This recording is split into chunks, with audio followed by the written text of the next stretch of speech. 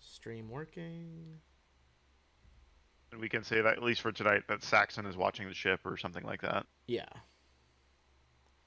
We'll say he's watching for now. And then, I don't know. I mean, who knows? He said he might be able to come back if find somewhere else to work. I don't know what's going on with that, but Yeah, I it's mean, potential. rough spot. Yeah, Yeah, that's a rough spot to be in for sure. especially right now. Ugh, yeah. All right. Let me switch it over so it's actually streaming. All right. Let's get into it. So, it's been a little bit. We had a lot of like schedules that didn't line up, so I'll just try to do a broad recap of the first part of the book, and then just some specifics of where you actually are right now. So, you guys are working for EdgeCore, EJ Corporation, however you want to say it. In the first part of the book here, it was punching the clock. Was called that was part one. Um, you guys took your BD 514 light freighter and needed to do just a simple delivery run, or so it seemed, picking up a bunch of yarrow berries and transporting them to a hive market on Akaton, where they are much more of a delicacy. You were able to secure the goods, fight off goblin raiders who wanted to steal them, and win the love of Runo Pratt, the owner of the grocery store who just wanted to retire. At least earned his love for a little bit. You guys then flew to your next destination, and unfortunately, the company that you were going to deliver these to is now defunct. It was kind of a mom and pop thing that was purchased by a much larger conglomeration. And as a result, you tried to do some negotiations with their new contact, Ainsley the Hunter, and I can pop her up in a second here. Where's Ainsley? Yeah, Ainsley. And after going around, lots of negotiating, searching through the hive markets, even contacting some of the extremely creepy Kulan, which are kind of like these semi incorporeal beings that make sure trade is fair. Uh, in the end, you were able to only cut a deal for about 50% of what the initial profit was. And as a result, you sent most of it to EdgeCore. They were pretty salty about not getting the payment that was agreed upon, and the little kind of consolation amount that you had sent to Runo means that it was not enough for him to retire. Although I will say you guys did negotiate well enough that he did not like sick his list of contacts on you guys to make your jobs harder. So definitely some hard feelings, but due to some successful negotiations, not as bad as it could have been. After that, you guys needed a new job, so you agreed to head back to Absalom Station to get in contact with the adorable Tarika, who is your dispatcher for the company. Tarika informed you guys that she has potentially a pretty lucrative paying job. Oh, and I forgot to mention, you guys did fight a bunch of drift leeches that snuck on your ship on the way there, um, trying to suck the power out of your main drives, but you were able to divert them, kill them all. Ship ended up being okay. She told you guys that you're going to be doing some work for a drow who calls himself Lord Sinjin. Now, you guys haven't actually met this fellow yet, but there was certainly some talk about what his deal is, as typically drow families are run by matriarchs, and he is male identifying and shouldn't really be a lord in drow cultures. That kind of caught your guys' attention.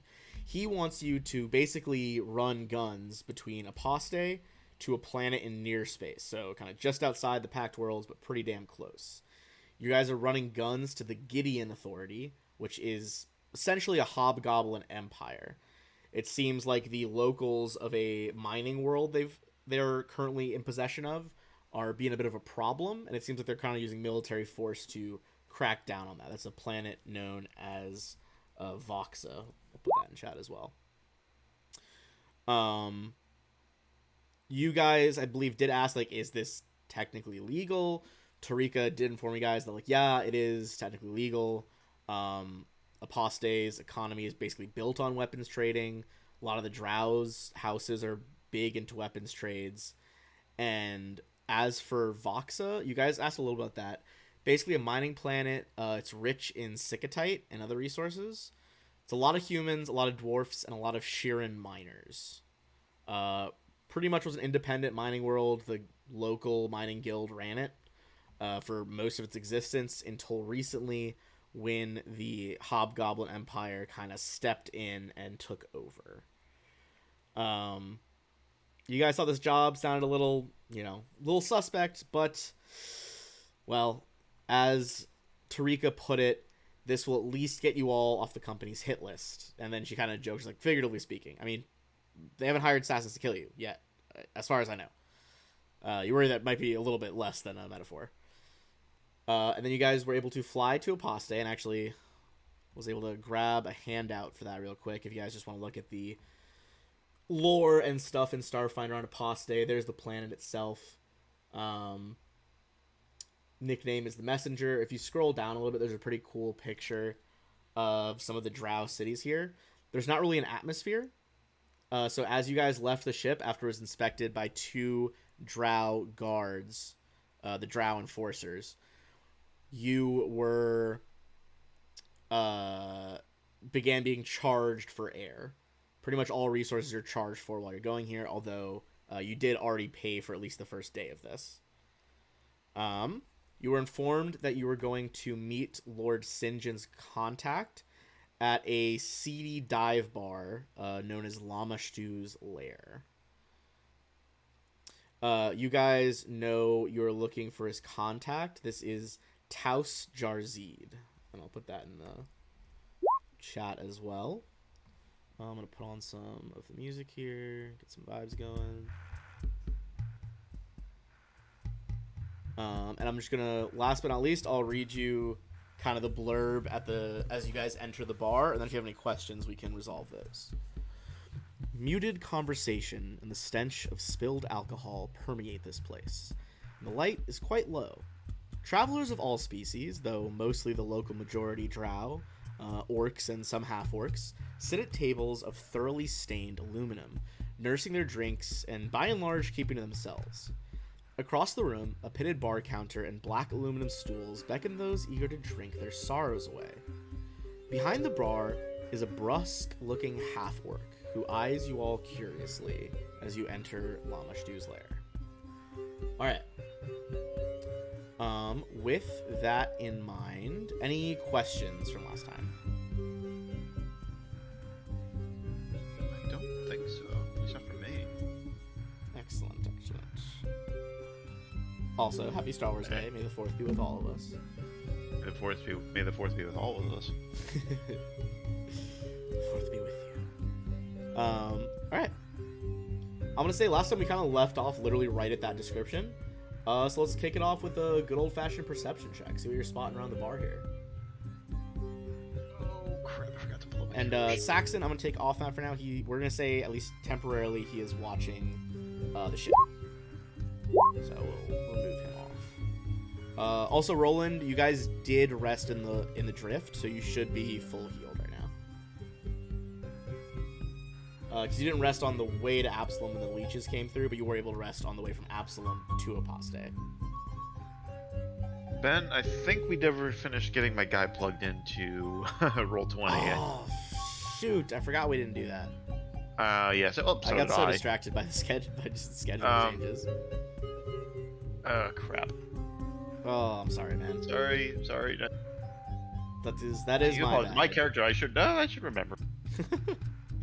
All right, go ahead and check your bonuses. Scorpio and Roland, strong starts with a 10 and a 7. We'll go with that for now. So at the moment, we'll say penalty for not having my character sheet available. Okay. You guys looking around here. Not a lot is jumping to your attention, so I can just tell you some of the immediate locations in this area. So it does look like I revealed the whole map because it doesn't really need to be hidden right now. You just don't know who's in there. This door over here, that's going to lead to the VIP lounge. Up top, that's just a storage room. Over here, we got the restrooms. The kitchen is behind the bar. And then down here seems to just be kitchen storage. Is it a Scorpio Sky will lean over to Roland, just sort of like whisper softly under his breath, like, I know they were charging us for the air here, but you think this is the kind of place where they're going to charge us to use the bathroom too? Roland, you got some drow. You want to, I'd say, make a... Oh god, all the different words for different TTRPG roles are going through my head. I think it'll be a culture check.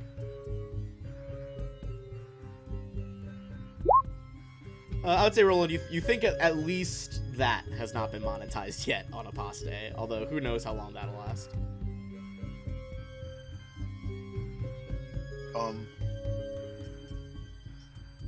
Best guess, no, because that is one of the few things they don't have control over. You can get implants to stop breathing, but bowel movements, I don't think so. Not yet, anyway. Oh, yeah, that tech's coming, baby.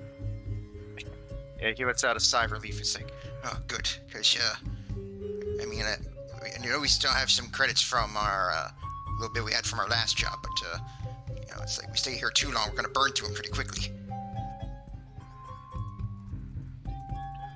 Alright. Is there anything you're looking to do, as you don't really see anyone who looks like they're waiting for a contact? Everyone's looking at you with pretty much, perhaps not open hostility, but at the very least, suspicion. Alright. Shaw's gonna sidle up to the bar. And look into the bartender, wait for the kind of do what you do, wait for the bartender to meet your attention. Alright, you wait for the bartender to kind of notice that you're sitting there. So I'm just trying to grab something real quick.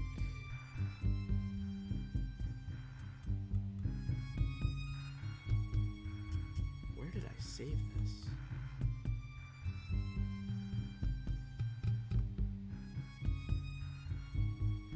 Check my folders as well. Oh, I see it. Okay, hold on. Oh, I found it as well. Oh, okay, cool. All right, never mind. You got it. Even better. So you catch apologize. the bartender's eye. Again, this is this like surly looking orc. As they head on over to you, see he's got like, very classic RPG, is using way too dirty of a rag to clean out a pint glass. The name's Nar. What can I get you? Thank you, Nar. One ring call, please. Grunts. Stomps off to go get your stuff. You be wanting any food with that? Not just yet, but thank you. Very well. And then while I'm waiting for her to get my drink, I'm going... Oh, I'm sorry, were you going to say something? No, go ahead. I'm just going to keep looking around and see if anybody else is looking... Anybody who might be looking at us with expectation, perhaps, instead of hostility. I will say, as you begin looking around, I'll put Nar behind the bar with you guys over here. The door to the bar once again opens, and you hear the door clatters open, and a drow enters, dragging a protesting gnome along behind him. The drow is wearing the distinctive armor of House Zezerer, and bears a longsword of pure black energy. Motes of crackling power flow off of it and pop in the dark air. The gnome, in contrast, has their wrists pinned together with binders. I'm telling you, wails the gnome, this is a big mistake, a huge mistake. Without sparing a glance to his prey, the drow heaves the gnome up and deposits them onto the bar. Here's your bounty, as promised, he says to the orc behind the bar. And I'm going to show you guys who just walked in. You hear a few quiet whispers around the bar. You keep hearing Horizon. If it'll let me show it to you guys. Cool. Did that pop up for you guys? Yeah. Okay. Yep. It's for me. Weird. Okay, there we go. It was just lagging on like the stream side of things. There we go. All right. As pop up Horizon for you. You see she takes out a comm pad and looks like she's starting to pay the bounty hunter. I'm gonna put him next to you guys at the bar.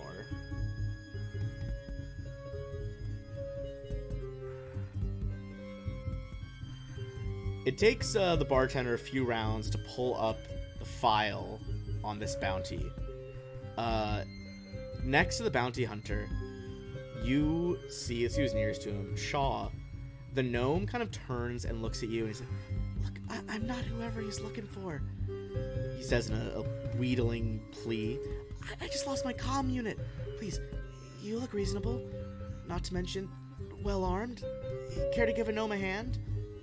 They kind of gesture towards you, like showing you their bound wrists. I'm not about. I just don't. I kind of look at him. I'm guessing has she not delivered my drink yet? Because obviously she's busy at the moment. She kind of like. I think she probably had time to at least plop it down in front of you. All right. As I'm at this point, I think I would probably not get involved. At least not yet. At this point, I'm just going to sip my drink. My extraordinarily strong drink that I've just ordered. You take a sip. It's like makes your nose like fuck. You like have to blink back some tears for a second. It's like way too strong with the order. I know what I ordered. Ben, you played Mass Effect, right? Yeah. So yeah, you know what I ordered. As you kind of like blink at your drink right there, you see the bartender. She holds the data pad up, like turns it around towards Horizon. She's like, "What are you doing? This isn't the mark." All of you who are watching this, go ahead and give me a perception check as you kind of like squint to look at the screen, and then look down at the gnome next to Horizon.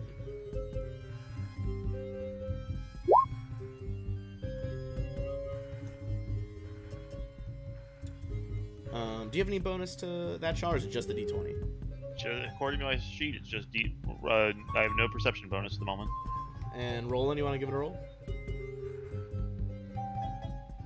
Unless you think you were watching the pair of them. Not.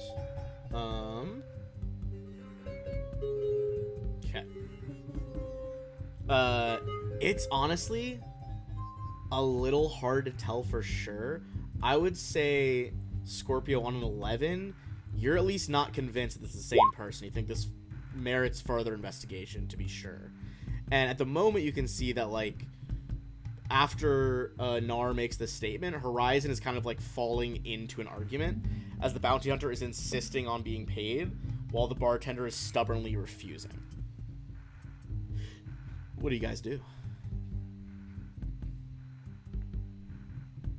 Say, Scorpio will just sort of like casually like stride up behind him, still keeping a fairly respectable distance, and just say like, "Hey man, don't go arguing with the barkeep, all right? It's not the guy. It's not the guy. Just how about you just head on back out and we'll see if this guy gets home, okay?"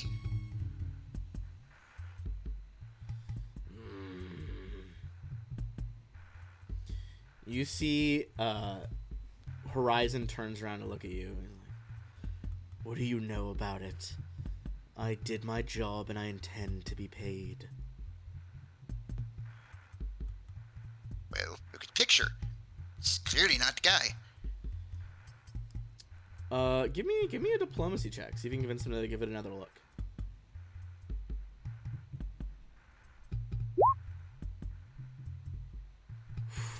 Nope. Low. Tell you what.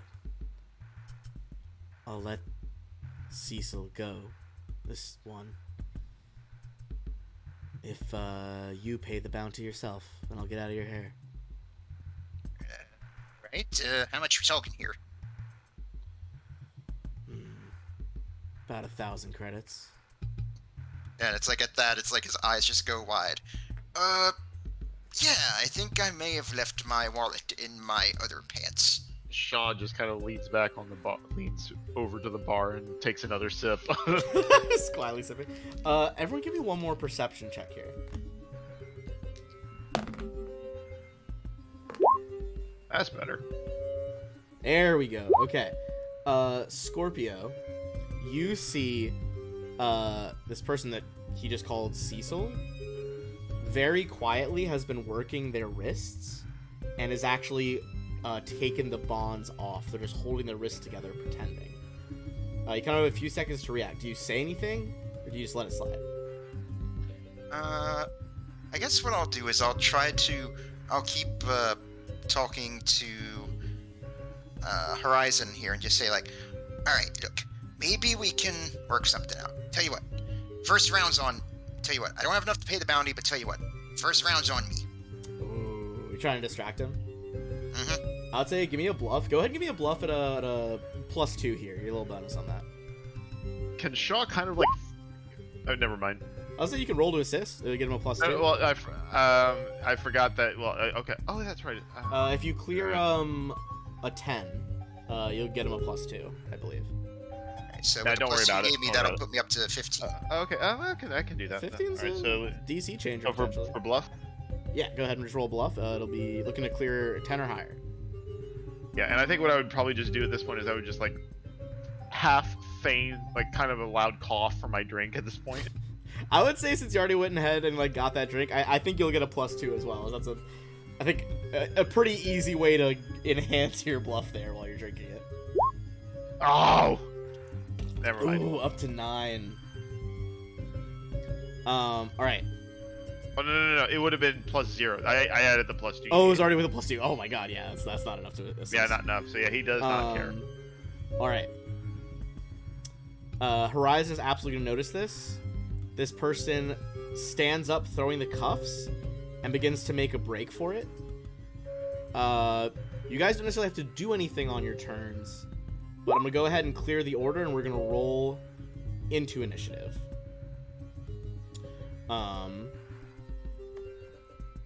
And whether you interfere or not is your choice, but some stuff will happen. Let's see, Horizon. Oh, Horizon and Sissel both have a +2. Well, that was Horizon. Okay, I do have my initiative here at least. Oh, I gotta add you into the order. You just gotta click your token before you click it, then it'll auto add in. But I can type it in. Okay. Right off the bat, Roland, you see this going down. You see this might even be a child. It's very hard to tell with gnomes sometimes, as the fey nature of their appearance, is clearly starting to cast something as they move. I'm going to show you guys their full art, just because I love it. What do you think, Roland? You letting this play out, or are you getting involved on one side or the other?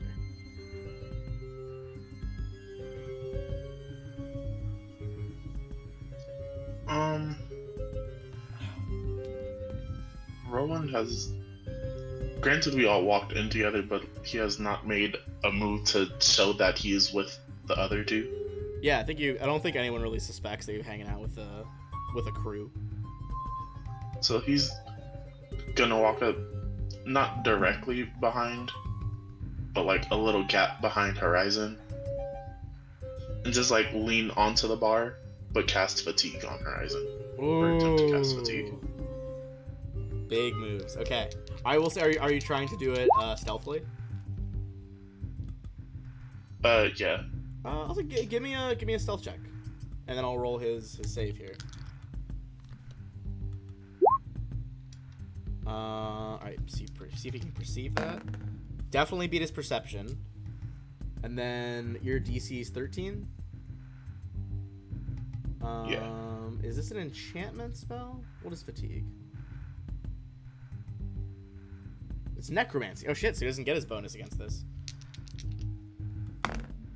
Oh, a 10 is not gonna do it. As you see Horizon kind of like, his sword is pulsing with energy and just like leans on the bar all of a sudden, just kind of shaking his head. And just kind of in that same motion of casting the spell, he's gonna put his hand up to get the bartender's attention. Like, I don't have anything to do with that. Just trying to get a drink. In the midst of combat, Nora's just like, hold on, hold on.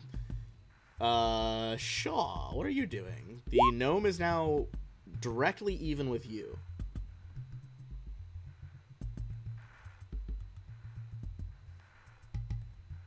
I'm guessing I just saw that Roland did the. Can I I'll tell say more my position? Give me a perception check. I'm gonna say do it at a +2 because you know how Roland fights. I still don't think that's gonna be enough though on a 17. Okay, you that's got 20, fine. Roland. Yeah. So you're not That's quite fine. sure. When you see the guy slump, you see Roland's near him. Up to you what you think Shaw would infer from that, but you don't have any like hard evidence. I think Shaw is going to, without openly moving threateningly, let his hammer fall to his right hand, and because let's be frank, discharging an artillery laser in a crowded bar is probably not the best plan. It would certainly be a choice.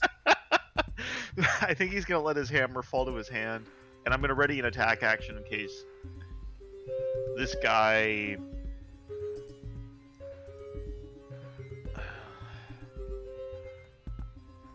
In case this guy if this guy tries to make like an attack near me, I guess it's the bottom line. I don't know. I'm holding an attack action. Is the bottom line. Okay. You let the hammer fall I guess in your I hand. So I have to, which I think is reasonable considering what's about to go down here. Yeah. I think you like if you're sitting on the bar stool, you kind of let it fall into the hand that's on like the opposite side of the stool from Horizon, so you can't quite see it. Exactly, and I'm going to wait. Like, if he crosses into my space and tries to take a swing at either Scorpio or the gnome, then I would probably make my swing. Gotcha. All right. So I know I'm struggling to figure out an exact trigger, but I think that's what it's going to be. If he takes a swing at Scorpio or if he takes a swing at the gnome in my space, then I'll take my attack. Gotcha. Yeah, if he gets to within your reach and targets one of those people, I think that's a fair enough trigger. Speaking of Scorpio, what are you doing here as you see this all start to go down? All right, I think seeing him start to fall a little bit, he'll move over and just sort of try to act cautious and not actually grab his shoulder, but just just very cautiously reaching for him, just like, "Hey man, you all right? I think you're not looking so good." And I'll motion the bartender over. It's like, "Excuse me, bartender. Do you know how to make a margarita?" What? Yeah. Why? Two margaritas. One for me and one for my new friend here. He sees it was. All right. It turns around to like grab a bottle. As the bartender's turning, are you doing anything else? Nope. Like, I'm basically just trying to keep Horizon distracted. Okay. As you do that, a few things are gonna happen here. Let's see. What do they have? You see that the gnome kind of starts to dive into the crowd. Everyone give me a perception check, as there's a flash of magic, kind of bluish teal. Oh shit. You guys are not sure where they have gone anymore. It looks like maybe they've turned into someone else and have like started walking into the crowd. At this point, Horizon. Damn it all! This is all of your faults. Miss out on a bounty. As he strides forward, gonna move over to here, and I think Shaw, You see that he rounds on Scorpio for being distracting. I don't know what's going on. I'll attack you. And he does go for a swing if you want to pull out the hammer. Oh, hell yeah. Big ol' swing. Alright, so... Alright, let me find my stuff here. Alright, so... just one swing, because that's all you can ready. Alright. Yeah, I can only ready one. And what actual debuff was the fatigue giving him? Oh, that will hit Horizon. Go ahead and roll damage on that.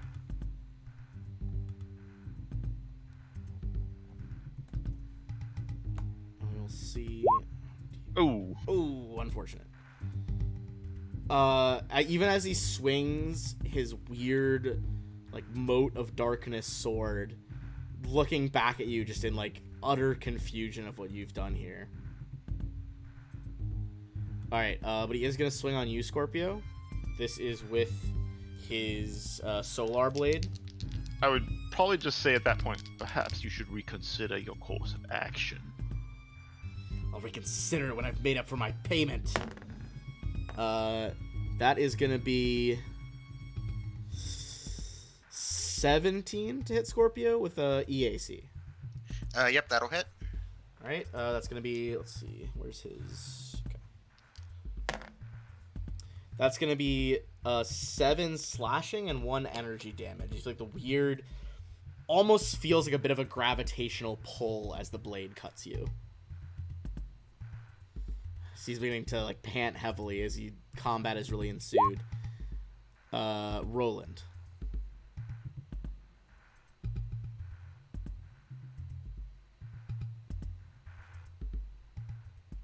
What do you think?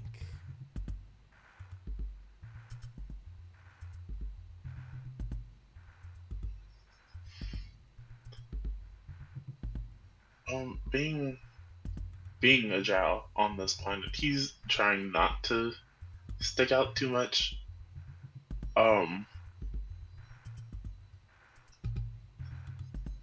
He's gonna cast Hazard, Okay. but he wants to try to make it seem like the stool. Oh, he's not sitting down anymore. He's not sitting down yet. Yeah, he's gonna try to make it seem like there's a leaky pipe above Shaw, and it's like hitting him. So we're gonna go with cold damage. Alright, see if the fatigued Horizon can do this. That is a fail. Splashes onto his head, or so he thinks. God damn it all.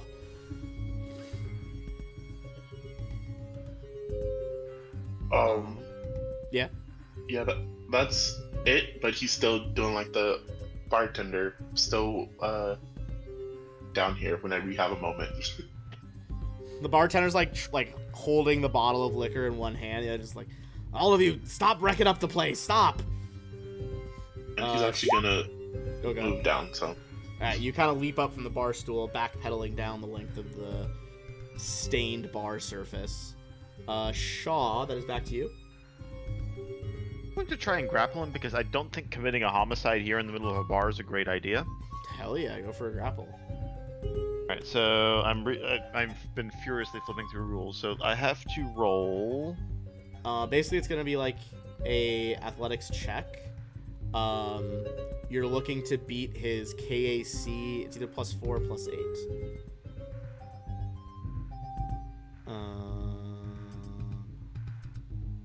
Grapple... Oh yeah, +8. that's pretty good. Yes, go ahead and roll athletics. We'll see if you can get this guy. God! Oh man, my dice are punishing me for last game. Yeah, oh my goodness. You try to kind of like get him in a half Nelson, and he just like slaps your hand away with the flat of his blade. That's my turn. Scorpio.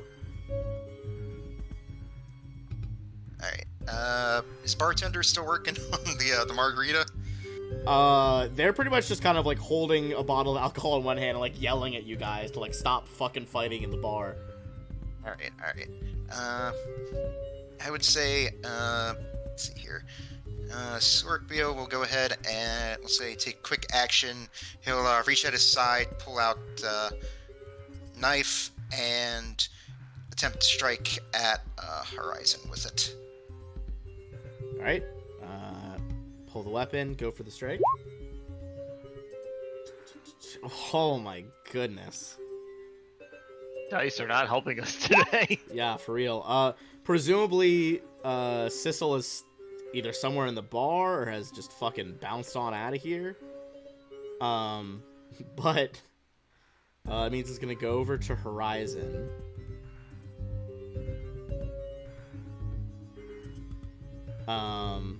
And you see things. He seems to be getting deeply angry, and his blade changes from those glowing black motes and begins to glow with an ominous orange light. You guys can feel the ambient temperature in the room starts to climb. All of you, stop it. He is going to, in his offhand, if you guys saw this before, is that like holding up that pistol. He's gonna level it, just kind of over at Roland, and take a shot. This would provoke op attacks from Shaw and Scorpio. As soon as he sees a firearm, then yeah, all bets are off. This one's the hammer. I'll roll with the knife. Yeah, it looks like this might be a stunning weapon, Roland, but he does try to shoot it at you. 13 is going to hit him right now. For another 3. Oh, my dice today. Goodness gracious. Okay, Roland, 14 against EAC. He's not rolling great either, I will say. He has pretty good bonuses. That hits. Okay, Roland, that's going to be 5 acid damage.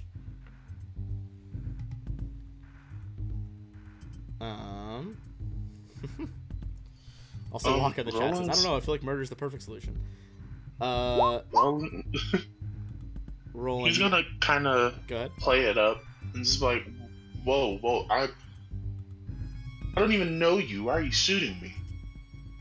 Because this is very. Roland was not being obvious about helping, so. You look up, you see like there's a wild look in Horizon's eyes at this point. You think he might just be like taking shots. Yep, unhinged behavior. Truly unhinged behavior.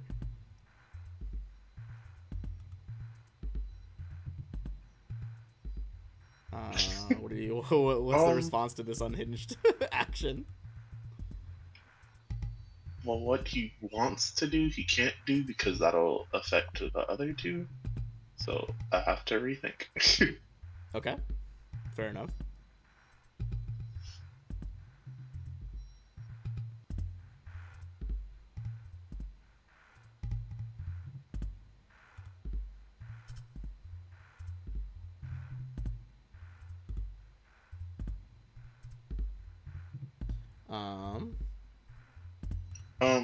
Gonna use his infinite. He's gonna spend his spell slot and use his infinite world ability. Ooh, nice. And he's gonna use the instantaneous effect. So I need a fortitude save.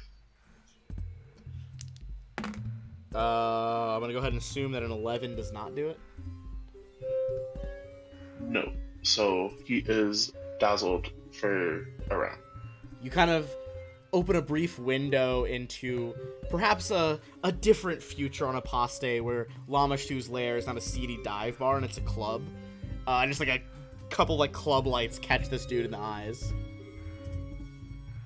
And is blinded for 1 round. Shaw, you see Horizon staggering back. Blade is still gradually growing in heat. What's your play? So I would say if you want to make a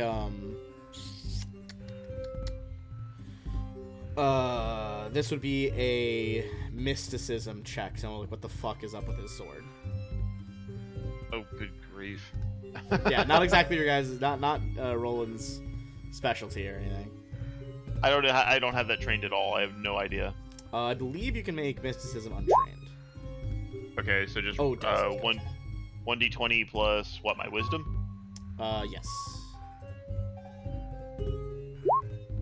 No idea, probably. 10 will do. You at least, you don't know the extent of someone like this's powers, but you're very positive that he is a Solarian.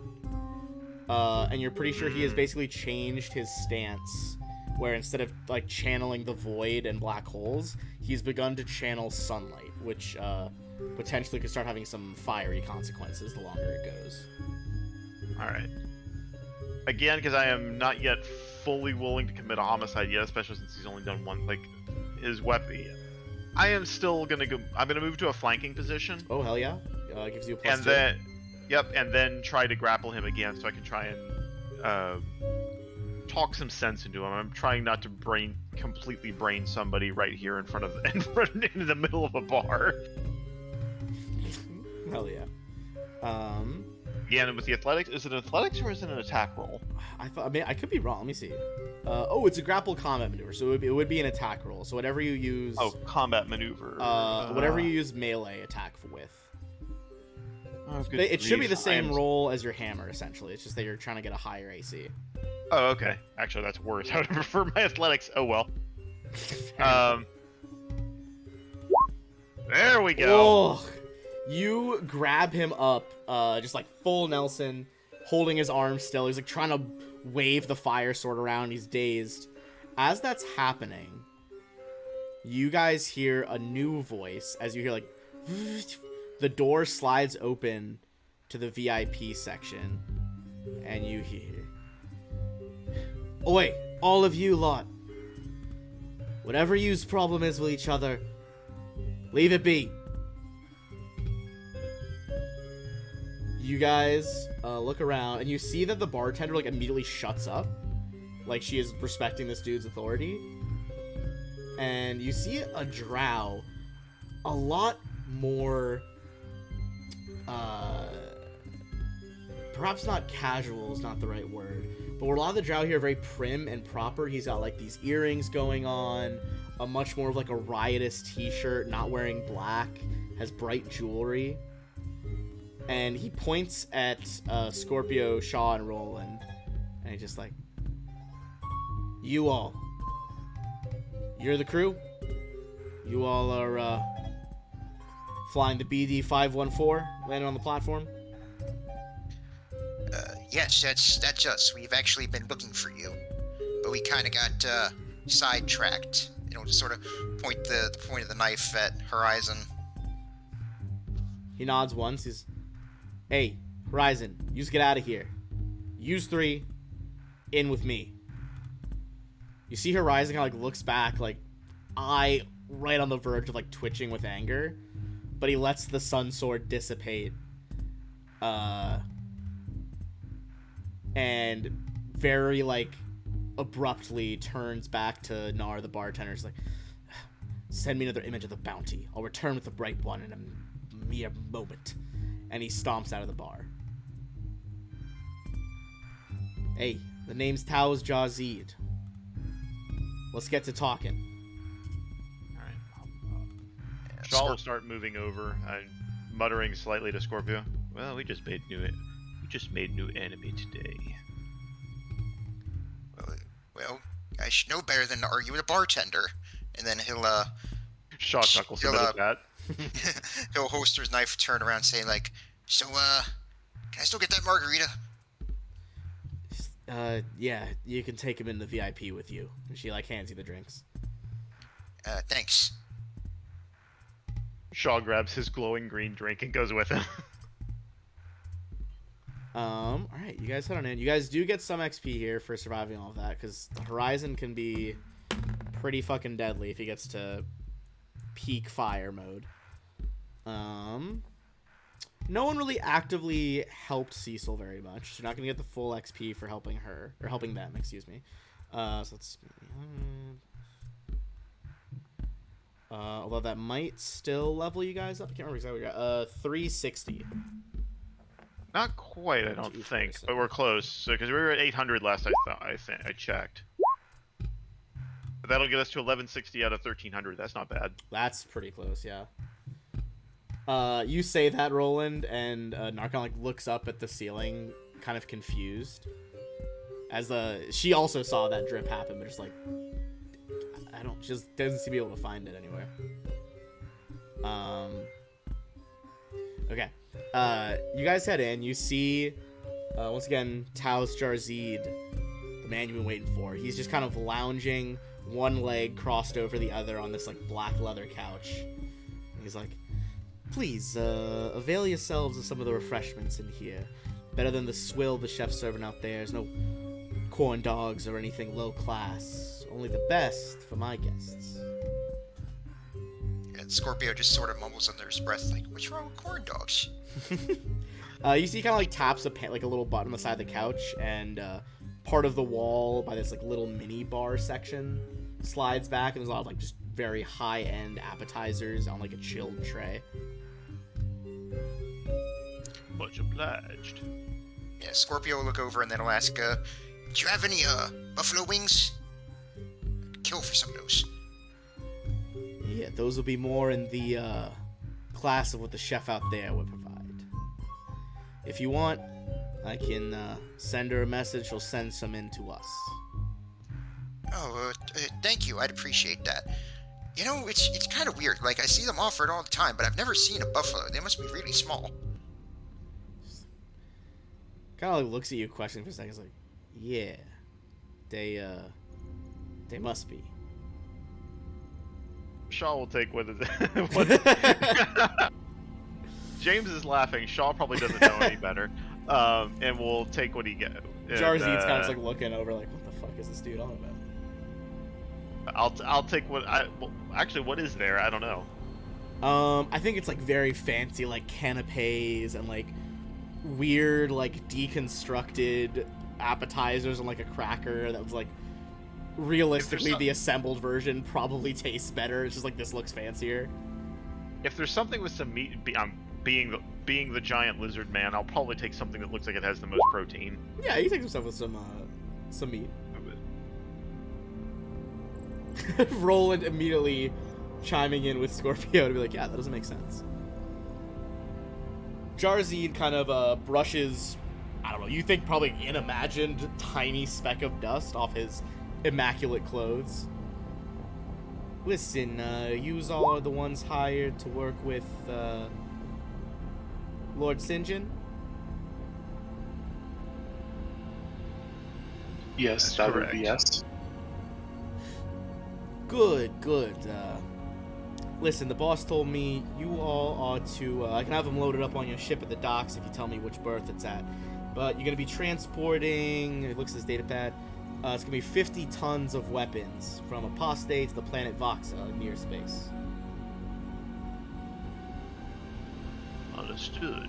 Anything else we should know as far as the transit? Is anybody else expecting trouble along this route? I'm not expecting no trouble, but I hope that you all can handle anything should it pop up. No, it shouldn't be any sort of problems. You all are just to deliver this to Commander Fash at Labor Camp 1120 on Vox's surface. Shaw writes that down. Yeah. I'll put it in the chat as well so you don't have to guess what to do. I'm saying out of character. I'm just saying in general, Shaw makes a note of it to make sure That the character knows, yeah, for sure. Yeah. So, while we're getting business settled, let me, guess. You, drow-looking one. You Roland? One eating the canapes, Shaw. And, you over there, Scorpio Sky? Correct. And it's like, with a mouth full of food, Scorpio just be like, "Yup, that's me." Correct. Shaw also nods. That's correct. Roland pauses and thinks about it. Yeah, that's me. Listen,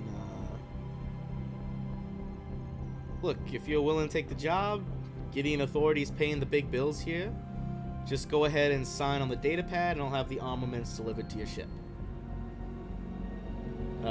Slides the data pad across the couch towards you guys.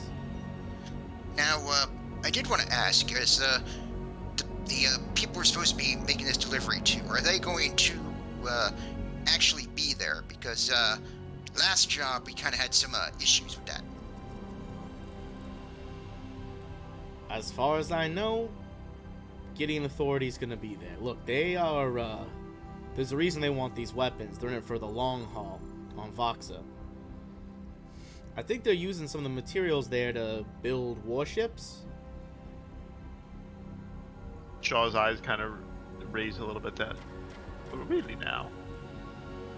Yeah, how familiar are you with the Marixa Republic? I I'll don't take know. you Yeah, guys make a culture check, see if you've heard about it. joyous. I don't have that trained, so just 1d20. Which skill, Ben? That modifies culture, I believe it's wisdom. Int? Oh, it's int? Or Okay, win. then it's, Or I'm just either way. Tell me. I'm pretty sure it's wisdom. Okay. I can. It's intelligence. It is intelligence? Well, there you go. Oh, it is intelligence. Well, shit. Let's just load it. Oh, okay. God, Alright, Roland. I am being punished for my hubris. from Roland last is game. all about it. Roland, you would know that Marixa is a planet in the Marixa system, and the capital of the Marixa Republic, which really is only the planets within that system. At some point, it was settled during the gap, likely with races that used to live on Galarian. Majority of the settlements are either human, half-orc, half-elf, or hobgoblin.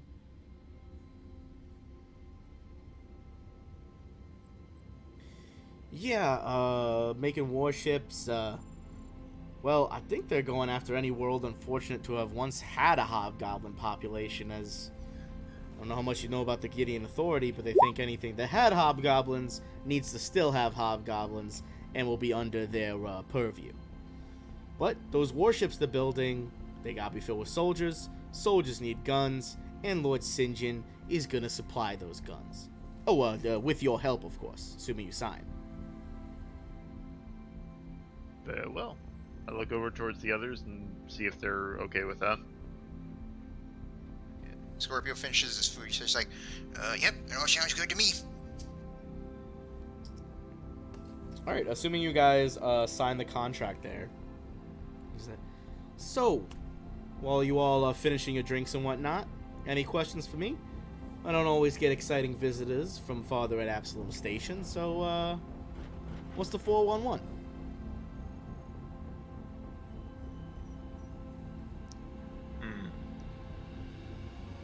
Perhaps you could be more precise. There's a great many things happening across the inner planets at this point. Oh, sure, I guess, anything interesting has happened to you? You got any questions for me about, you know, what I might be up to? I just figured we could shoot the shit. Scorpio starts thinking for a moment and start idly fiddling with one of his many Rob Liefeld style pockets, and he says, I am curious, are you familiar with the cabaret club scene at all? I do go to a lot of clubs, but, well, he kind of leans in, grinning a little bit. He's like, look, not a lot of entertainment to be had that's not brutal here on Apostate, but you'll be amazed at how repressed some of my peers are. There's a lot of raves down underground.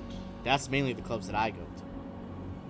I gotcha. Because, see, there's someone I've been looking for. You, know of, like, a host or singer, Ksatha, goes by the name Sho? I don't know them personally, but if you want, could talk to some of the friends working for Lord St. John. We could put out some feelers for you. And, I would assume you're not looking to do this for free, right? Well, I would appreciate something for my troubles. Could be credits, could be, well, I wouldn't mind a strong Vesk like you owing me a favor or two. I do have some credits on me. How much were you thinking? Just to find this lady, 100 credits? He'll start rolling around his head for a moment. How's 50 sound? Give me a diplomacy check. See if you can talk him into it. 15. You know what? I like your gall, kid. All right, 50 credits. So he'll take out his credit shit, and I'll go ahead and deduct 50 off here. Pleasure doing business with you. Just leave your comm code on the way out, and if I hear anything, I'll send along a message. Thanks. And he makes a mental note to do that later. Well, if there's nothing else that you need from me, you already signed it. I wish you luck. I'll send over the arms, the rifles. Much obliged for the food and the drink. Yeah, anytime. Shaw nods respectfully. See, he's kind of just sipping on what looks like some sort of very fancy spirit. It's a little green, I think maybe like absinthe or something else expensive. And as you guys file out, you do get a notification from, first of all, the Air and Water Authority thanking you for your original payment, and you do get sent the manifest. It looks like a truck crewed by orcs is currently loading and delivering your cargo. It is 50 tons of a mix of tactical infinity rifles and Mark II frag grenades. Shaw kind of looks over at Scorpio going, that's a considerable amount of explosives they're loading onto our ship. Yeah, it is. Better make sure we fly her real careful. Shaw nods. Okay. You know how I fly. You guys could take the train or taxi, either way, back to the landing pad. You probably arrive before the orcs are entirely done loading. Just to make sure this lot of weaponry is going in your ship. Correct. Good, you, I mean, you know how bosses get, am I right? If I make a mistake, I'll get my ear chewed off. You'd be amazed at how scary these little purple dudes are. Shaw grins at that one. I understand completely. Good. Glad it's not just us then. Well, I'm sure you all probably have schedules and paymasters or whatever they like to be called these days to keep to. So, you head on your way. Much obliged. And I'm gonna bring us back to the Pact Worlds. At some point we need to think of a name for our ship, but we'll come back to that. Yeah, totally can name it. Although who's to say, maybe you'll end up robbing a better one. I mean, I wouldn't be opposed. We got our journey mapped out so far. You guys started at Castrovel, dropped off the berries at Akaton, went to Absalom, went to Apostate to pick up the weapons, and now you're headed via Drift Beacon right out of the Pact World systems into the Vast. Has Shaw ever flown beyond the Pact Worlds? I mean, I guess I would have coming from the Vescarium, but still. You would have at least come to the Vescarium, and they wouldn't have sent you on a lot of these missions yet. The majority as just kind of like lower ranking, corporation men. You probably have done most of your jobs in the Pact Worlds, going between like Eox and Akaton and stuff. So I'd say probably a couple times for the company, and then also, of course, coming from Vescarium. Okay. I think as you guys notice as we're leaving the Pact Worlds, you see Shaw seems even more invigorated to be going even beyond the confines of known space and seeing new places and whatnot. So I think you would find Shaw, even despite kind of the grim cargo we're delivering, Shaw seems nevertheless invigorated by the prospect of seeing new worlds beyond the edge of the Pact World. Yeah, I would say like Scorpio's definitely right there with you, and he would actually talk to both of you and say like, I hope you don't mind I hope I wasn't a bit out of line with my personal requests back there. Not at all. At least not from me. I can't speak for any of our colleagues. I look over at Roland and out of character Saxon. Yeah, it's kind of helping steer the ship and whatnot, keeping you guys going.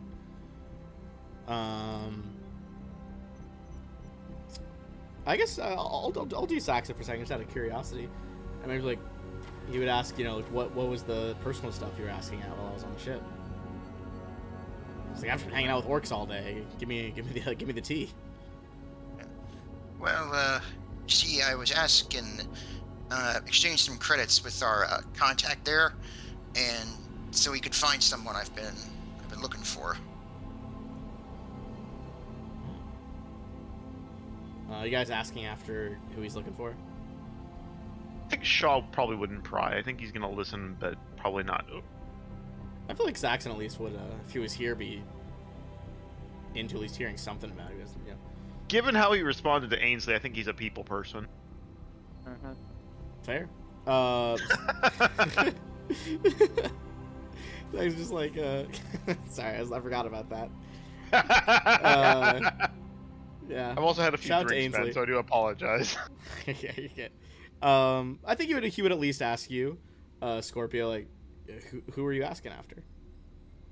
All right. Well, he'll open up the pocket he's been fiddling with, and you see him pull out a. I guess the best way to describe it, if you remember, like the old square iPod Nano with the touch screen. Yeah, Looks like that. Oh yeah. And he's like, "I'm looking for the lady who gave me this." What is that? Looks curiously. Shaw kind of leans in to have a look as well. Goblins, It's a bit of antique design, but it's a portable music Welcome player. to Dungeon Master Therapy. How can I help you when today? When I was training on the Viscarium, during the off time, I would go to cabaret club. I was off base, and there's this one host who, well, I think we kind of hit it off. And after I'd finished my training, I was planning on going back to celebrate. But then the receptionist told me that she left and didn't say where she was going, but that she left this behind for me.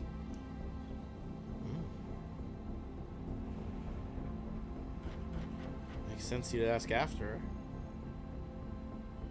Most certainly. I guess the thing that kind of keeps me wondering is that, it wasn't just a gift, there was one song on it.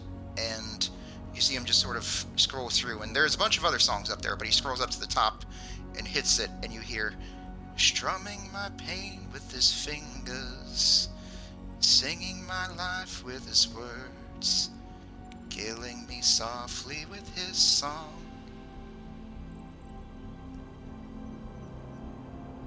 Does that song mean anything between the two of you? Saxon asks. Well, whenever I go see her, it was always karaoke nights, and that was a song she'd always start with, and she'd always want to encourage me to get up there and sing something for her, but never got around to it, which is what I was actually hoping to do that night.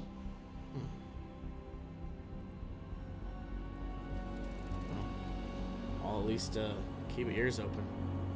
See if we notice anything. Thanks. I'll admit I'm not really holding out too much hope, but it'd be nice to at least have some kind of closure, Large galaxy. Personal connections are hard to come by. I mean, you should hear the song that I wanted to sing, and he scrolls down and picks it out. Then you hear him start singing, "This is the story of a girl." Saxon's just like, what a bop. Alright. You guys, this time, luckily, pretty uneventful journey through the drift. No more drift leeches. Yeah, I think Shaw's probably hitching a keeping a ride. pretty. I think Shaw's probably, especially given that we have a cargo hold packed with explosives, is probably keeping a pretty close eye on that. Yeah, literal tons of grenades. Like, just doing circuits of the ship, checking on hull integrity. I figured that it's just like I picture in my mind's eye like some. You talk about the alternate futures from old Roland. I see one of just like the Akira like massive explosion. Oh God. All right. You guys arrive after. I'll just roll for it. A little bit longer because you're going out into near space, which isn't quite as far as the vast. Like I said, vast earlier, but it is in near space. But this jump does still take you about 5 days. So once again, if you were injured, most likely you've probably healed it all up by now. Okay. I don't think anyone was injured badly. Roland was a little bit, yeah, but not too bad. I think Shaw is probably playing cards with Scorpio and whatnot. Yeah. Being, again, former military guys. Yep. I could definitely. And See then that. like and while he's doing there, it's like you'll hear him join in with just another song, and it's just like, I mean, I know it's kind of weird, it's like, I absolutely love her when she smiles, and I know it's kind of weird, being a Kasatha, because you don't really see their face that much, but the metaphor still works, I think. Shaw would just have a big old laugh at that. You guys get into the finer points of songwriting over here. As you guys jump back into real space, you can see Voxa up ahead here. Voxa is pretty small as planets go. Probably closer to like half the size of Apostate where you guys just were. From out Apostate's here, not big. What's up? I said an apostate's not big. I was reading through the description you sent, so. Oh yeah, Vox is closer to like moon-sized, really. But you can see it's like a small world awash in like a lot of snow and rock, a shit ton of mountain ranges. Even from orbit, you can see some of these like truly enormous factory towers that have begun to clutter the planet's surface. However, as you are emerging from the drift, you guys are detected by a fleet of Gideron Authority vessels for patrolling. A sword-class attack vessel, which is basically it's like a gray spear-tip-shaped ship, probably about double the size of the BD-541, peels away from the Hobgoblin fleet and pulls alongside you guys. I think you guys quickly get like warnings on your screen, like they do have weapons charged, but it doesn't look like they're intending to fire yet. And you hear a broadcast in common. This is the Gideron Authority.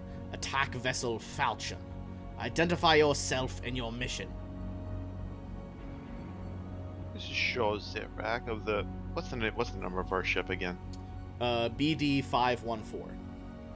Of EJ Corp freighter BD-514, delivering arms and ammunition to the surface for your employers. Kind of like a little rush of static. Your cargo reads the same as your statement. Proceed without any course deviation to Labor Camp 1120. A route will be illuminated via your instruments. Deviation from this path will invite military action. Acknowledged. Alright, they kind of cut it off. You see from your like front view screen, this like big double size your ship Falchion peels off back to the fleet. Yeah. Shaw, I think at that point, Shaman. And then I'll follow the path designated. Alright. I mean, did somebody else want to say something? Yeah, does anyone else, Yeah. feel free to throw something in.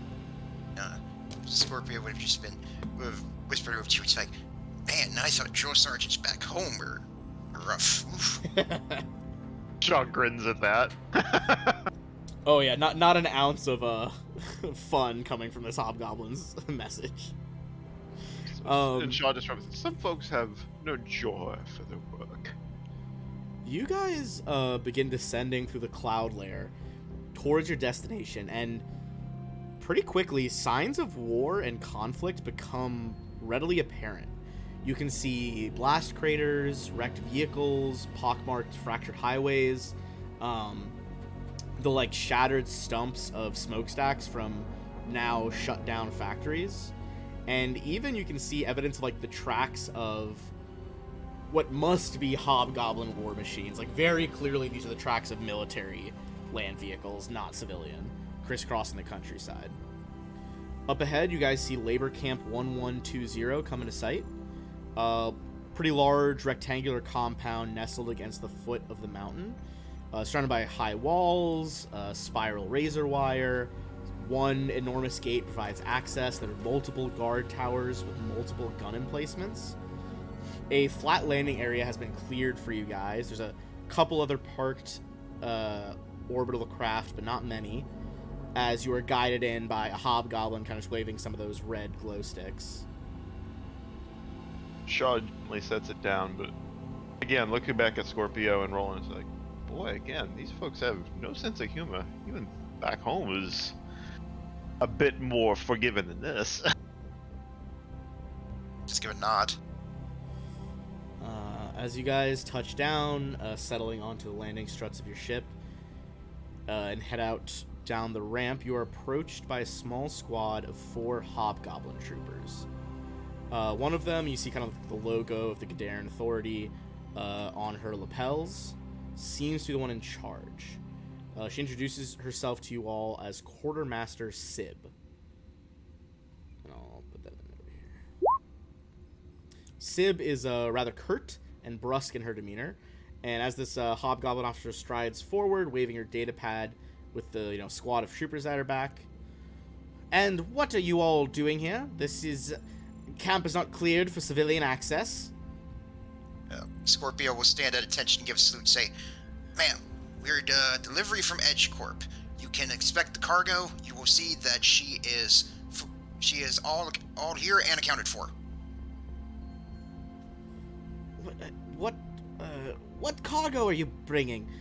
What? He kind of gestures to one of her aides. He's like, "You get on the horn with the fleet. See what's going on."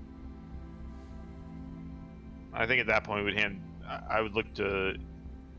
Actually, does Scorpio have the data pad, or do I? I guess you would, since you were talking. You guys all have like probably some sort of data pad or communications device on you. With the essentially with the contract that we were scheduled to deliver. Oh yeah, the contract and the cargo manifest and everything. I'd say Scorpio probably. It sounded like you grabbed it on the way out from the bar. Yeah, Scorpio will hold out a data pad and say, "Ma'am, here's our record of transaction and the cargo manifest. You may feel free to inspect it at your leisure."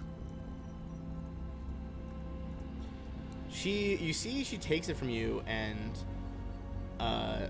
see it starts to frown as she reads through it. What? This doesn't make it. I don't. You can't just unload 50 tons of personnel armaments here. The officer insists, just from the camp. Look around you. This is a prison labor camp. Do you think it's a wise idea to put laser rifles and frag grenades a few yards away from this desperate swarm of vermin? She gestures around. She gestures towards like a couple of dwarves, humans, and Sheeran prisoners, and pretty threadbare, sometimes even tattered clothing. They're all inside like very cheap plastic shelters, shambling in and out of what looks like a mine entrance at the base of the cliffs here. Some of them are eyeing the starship curiously while also trying to avoid the attention of the soldiers. We don't even have any place to store all of this. Look, she hands the data pad back. She's like, I'm not signing off on this. Not unless you take this all somewhere safe. We have an armory just up the mountain, a couple of trucks. I can spare some soldiers to drive one of them, but if you want your credits, you'll have to take the other. Shaw kind of looks over at the things. Provided we get paid, I think we'll be all right moving them. Fine. Some of my troopers will help you load up one of the hover vans. Are Scorpio and Roland okay with that? Scorpio will, he's still staying at attention, but he'll, sort of, like, lean over towards you and say, like, look, it's like, I'm always a bit wary, last job, there was a change in plan, and, well, you know how that worked out, but, if this is the only way we can get the credits, it's, I don't think we really have much choice, especially considering we're kind of on our third strike.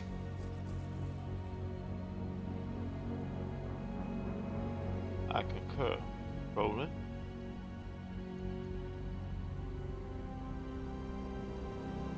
What do you think, Roland? Rowan says nothing, but he's normally good at hiding his emotions, but he's very clearly on his face, just looking at everything. He hates the whole idea of this, but he doesn't say anything. All right. Shaw kind of nods at that point. It's like, I understand.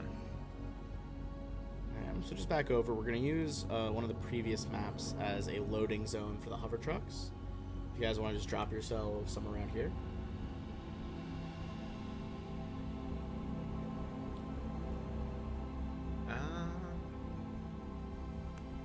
I can't find my token. Let me see.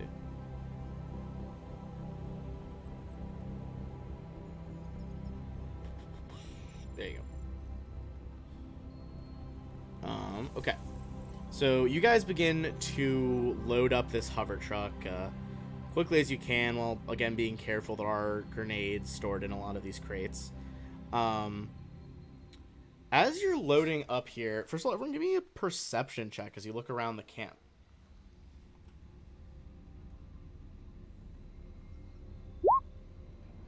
Hey, there we go. Oh, baby. Scorpio a little too focused on not setting off the explosives, although that is admittedly probably a good choice. Important. But Roland and Shaw, you're looking around here. It's painting a pretty grim picture. The labor camp here, you can see again, dwarf humans, Shirins. They look like they're starving, being worked almost to death.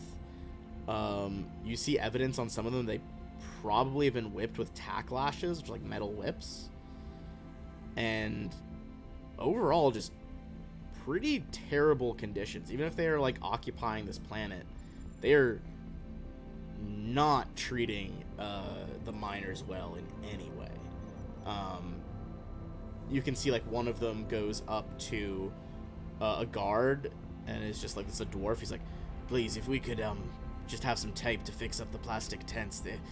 It's not keeping any of the wind out through the hole. He's like, one just kind of like pistol whips him with the side of his rifle. And he's kind of like, dwarf nods and, sorry, of course, I shouldn't have asked, sir. Just backs up. Shaw grimaces at that one. It's like, the Corp really does choose to throw in with some motley crew, doesn't it? Oh yes, just the most wonderful people, he says with obvious sarcasm.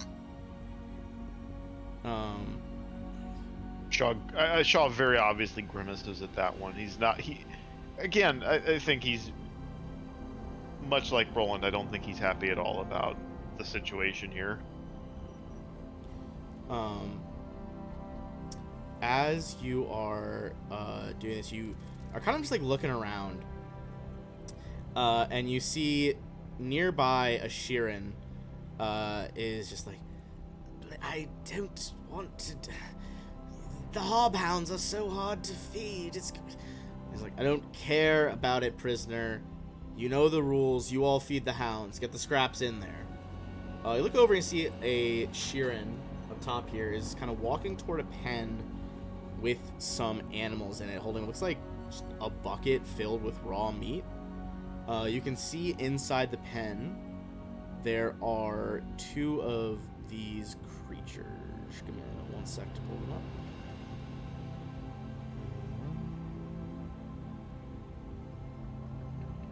What he was just referring to as hobhounds. Oh, that's delightful. You all see that. Go ahead. Out of character, you said there were frag grenades in our shipment, right? Yeah, a lot of Mark II frag grenades specifically. Okay. Roland's gonna ask a question in a second, but we can go back to the hobhounds. Okay. You guys, kind of watching this kind of distressing exchange as you're loading up all these crates. And as you see the Sheeran begin to go into the pen, regrettably with two such large hounds, the earth here has been churned up quite a bit into mud. You see the Sheeran go down, and the hounds begin to sprint at him. He scrambles to his feet and begins to run back towards you guys. Gets only about a couple of steps, and we are going to, once I clear the order, roll for initiative as these two hobhounds begin to bound after him. AFK 1 second, be right back. Go for it. I'm just going to set up the hounds.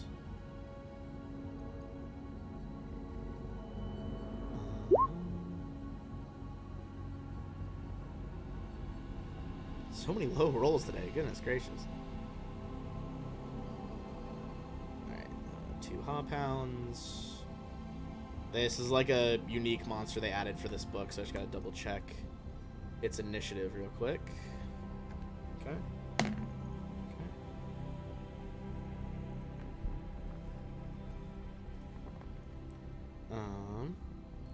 And then while he's AFK, I can just roll in for Shaw real quick.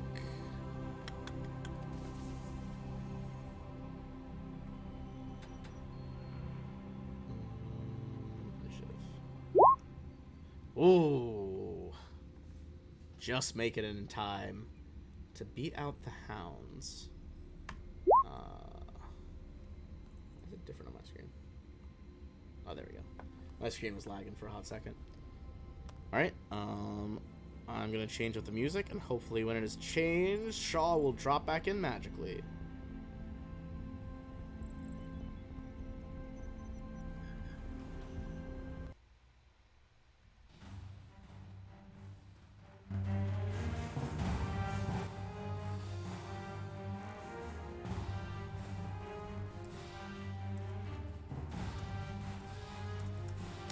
You feeling ready, Shaw? Alright, I'm back. Perfect. Okay. I rolled in for you. You managed to just barely go first because you have a higher bonus than they do. And you both got 17. Holy shit. Yeah, I mean, you can see these two hobhounds up ahead over here, chasing down the Sheeran, who is, like, sliding in the mud, trying to run away. Now they've dropped the food, and it seems the hobhounds don't really care about their actual meal and are dead set on running after the Sheeran. Those of you closest to him see Shaw give it like very much a sigh and just not a, oh, this is gonna go bad. Like it's just very much the expression of, I don't love what I'm about to have to do, but this is gonna have to happen. All right, laser up at the hounds. So I'm gonna step forward. Hefting your big laser, you level it toward the hounds. See the Sheeran kind of like head cocks to the side as it sees you doing this and tries to just like hit the deck. All right, we'll go for the leftmost one. Right? Go for your shot. And it's laser, so this will be versus its EAC. All right. Let me find my stuff. Yeah, Ben, don't let me forget. We'll get this fixed next time sometime over the weekend. Yes. Absolutely we can. Add it to my to-do list for the week right now. Oh, god damn it. The laser goes wide. Ooh. My dice tonight are not helping me. Didn't miss by much. These are just like basically big hounds, not wearing armor or anything, but that is not quite it. I think more than anything else, I just don't want slavering hounds near a pile of explosives, but we'll come back to that. You see the hounds are rushing in. One of them jumps on a crate, one goes next to it. They flank the Sheeran and are both going to go in for a bite. One of them does still miss with flanking. The other one savages the Sheeran. You see that it is looking barely above conscious with this thing grabbed onto it.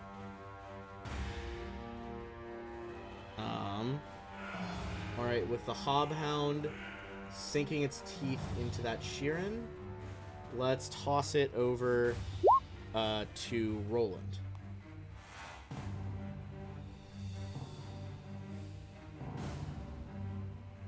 What do you think is the play here? He's salivating dogs. Before that, Roland's gonna ask the Team, do either of you know how to make a ship look like a carrier explosion look like an accident? I'm not really much of an engineering type. I just usually know if you shoot something that's explosive, it goes boom. Shaw just kind of looks. Shaw doesn't really say much. I think he just kind of looks panicked and like, "What are you suggesting?" In his eyes, you just see like, "What are you suggesting?"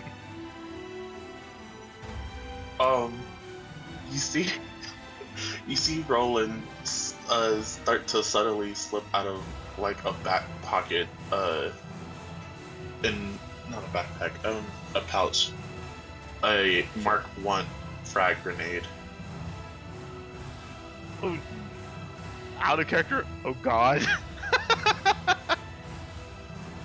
So he'll ask all of that, but he's gonna hold his action till after, hopefully both Scorpio and Shaw move out of range, and then he's gonna throw a grenade at the cart. Oh, at the cart? Yes. Oh Okay. no. Scorpio. Alright. Doop. Let's go ahead and move a little bit closer here. 5, 10, A little bit closer now. 15, 20, 25, Now I gotta 30. decide what of these explosive charges from Tech Revolution are worth a bunch of crates. Alright. So, closer. Quick action, draw pistol. Combat pistol, and then go ahead and take a shot at the closer one here.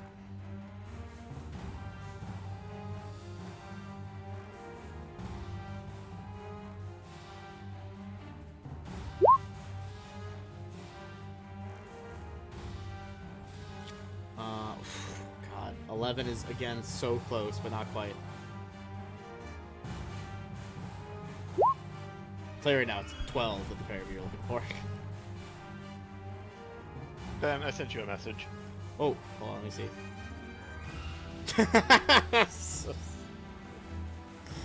I never see the messages right away because when I'm in streamer mode for Discord, it like mutes the beep so it doesn't constantly go off. But that's yeah, valid reaction. Accurate. Yeah, accurate. All right, Shaw, what's the play? Shaw will take his full movement away from the wagon train that's being loaded up.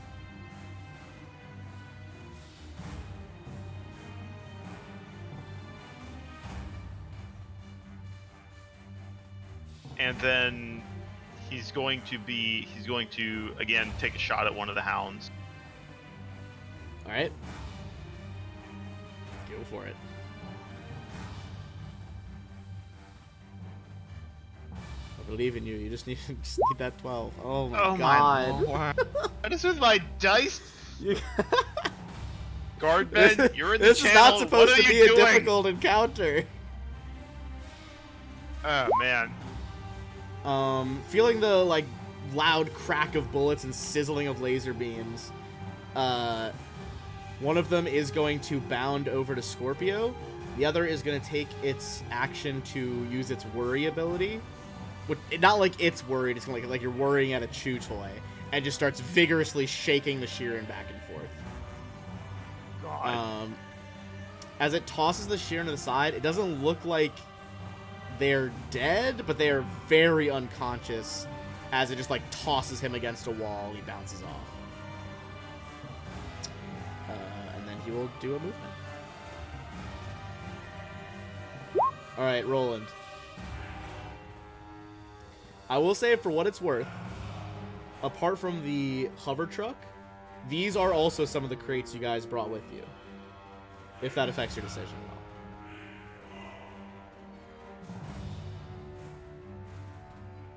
all. So nervous. Those crates are too close to the unconscious person. I would argue the truck's too close to you guys as well. Stores everything.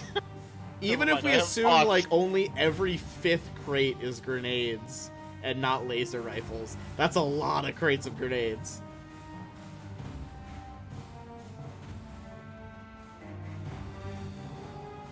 I will say as well, if you want to make a, I can't remember Roland, what their bonus is for physical science. You can see if you know anything else about hobhounds. Well, that's about par for the course for tonight. Damn, What is with our dice today? that thing looks like a real fucked up cross between the rat and the dog, but you're not exactly sure what to do with that information. God, you guys need to get some rolls here. All right, Roland, what are you thinking?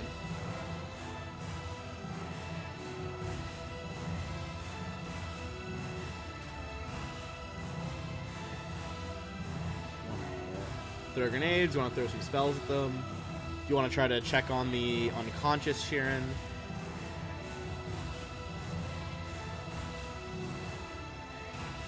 What do you think?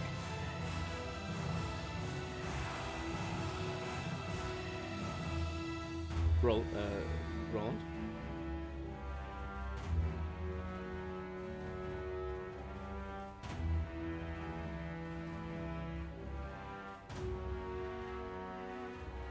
Hello?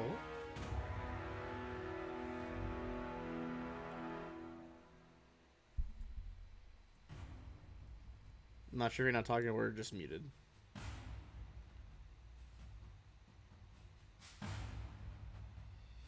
Hello? Alright, I was thinking. okay. I was gonna say I was gonna toss it over to someone else if you hadn't said anything.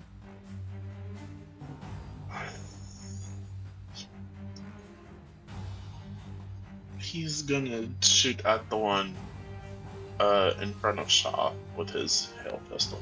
Okay, go for it. Statistically, one of these shots has got hit eventually. There we go. There's no shooting in the combat Metal issues slug, with- deep frozen, slams into the side of that dog. Already looking pretty injured, but still cooking.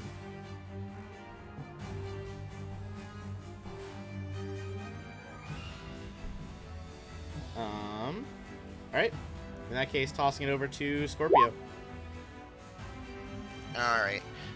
Let's see here. Since I do have a free hand, I'm now in melee. I'll go ahead and do quick action. I'll go ahead and draw the combat knife in my offhand. Okay.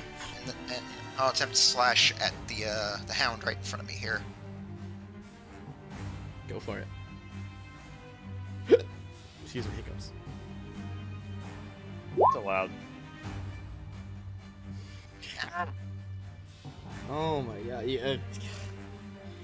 You gotta roll not single digits every time. Good god. Okay, back to you, Shaw. You see almost an exasperated sigh from him at this point, as I drop the artillery laser and switch to my hammer. Okay. Artillery laser hits the dirt, draw the hammer.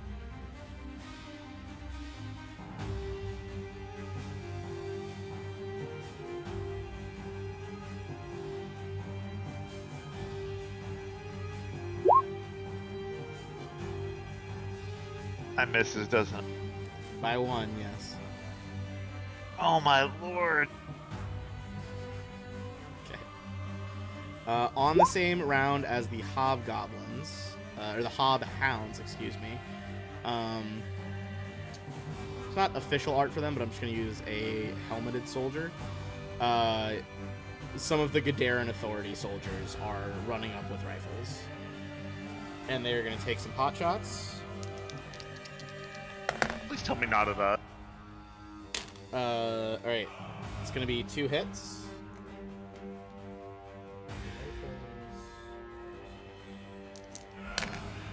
Okay. The hound in front of Shaw is now bloodied. As crack, crack, 2 single-shot rifles echo through the camp. The hounds themselves are each going to make an attack. One on Scorpio, one on Shaw. Start with Scorpio. Scorpio is going to be 13 against KAC. That'll miss me. My KC is 14. Oh, dive out of the way. You can almost hear the teeth like loudly snap shut next to you. And a nat 1 on the other on Shaw. Bad for them. All right, roll. I Looks think, like I think one's Shaw looking pretty catches it and just look. You just see the forked tongue flick between his teeth at that point. All right, Roland's up. This one looks almost dead. I don't think anyone has even touched the top one.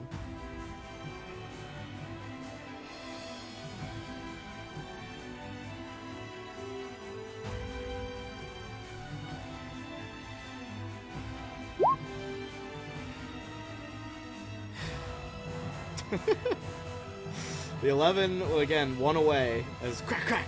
2 more shots, ricochet off the metal walls. What of is the our compound. dice today? I don't know. I'm blown away that you guys haven't killed one of them yet. Scorpio. Alright, I'll go ahead and hang here, and I'll go ahead and slash the one in front of me with my knife. I don't even think it was going to get to the point where, like, on the subsequent rounds when the Gideron Authority show up. Ah! Oh my god. Woo! Good thing your company can't see you right now. Shaw, over to you. Assault hammers to the face. Come on, baby. Not you, Paladin, but I hear you meowing. Careful. Sorry. Sorry, I didn't mean to yell that. My cat, like, stretched, almost rolled off the bed. Alright, Shaw. Crush this weird little rat dog. There Finally! we go. Holy shit. That's the second one I rolled for damage today. I told other Ben is watching in the chat, and I told him this is his fault. Hey, other Ben. This is actually, I can't believe the first hit you got minimum. Alright, I was literally about to say out loud too. I was like, I feel like a pretty high chance you kill him in one hit here. Alright, that's gonna be, we're gonna start again with the Gideron Authority. Hobgoblins at the back. Unbelievable.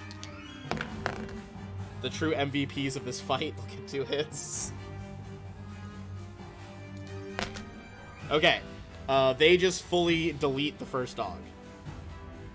Crack, crack. 2 rifle shots to the chest. With a loud... Oh, little rat dog goes down. It's not an insult to dogs that look like rats. It is literally part rat. The one left, Scorpio, is going for a bite on you. You said 14, Casey? Correct. That time, he's going to connect for sure. It's going to be... Oh my god. Okay, that's going to be 9 damage as he sinks his fangs into you. Which I don't think is in your stamina, or into your health yet, so that's something. Not yet, but just barely. Alright, roll it. It's all you.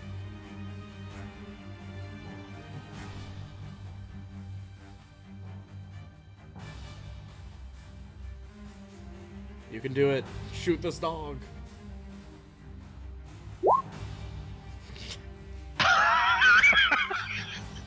This is actually unreal. Just statistically unreal. I think if I went back, the majority of your guys' rolls have been 6 or below. Alright, Scorpio. Out of character, I'll let you know, the dogs don't have very high morale. When one dies, if the other one gets like a little injured, the last one's gonna run. Just literally no one has even hit this dog. Gotcha. Alright, let's see if I can finally get with my knife. Ah! Truly the finest soldiers the Vescarium has to offer. Good. Alright. God. 5, 10, 15, 20. The Alright. whole Vescarium Empire is like quietly disgusted right now. Using my 30-foot movement, flanking maneuver with Scorpio. There you go. Get that +2, baby. Finally! Oh, thank God. Alright, that's a hit. There we go. There it is. Okay. Up to you guys if you want to take op attacks on it. It is up next. This one kind of just runs back through the gate towards its kennel.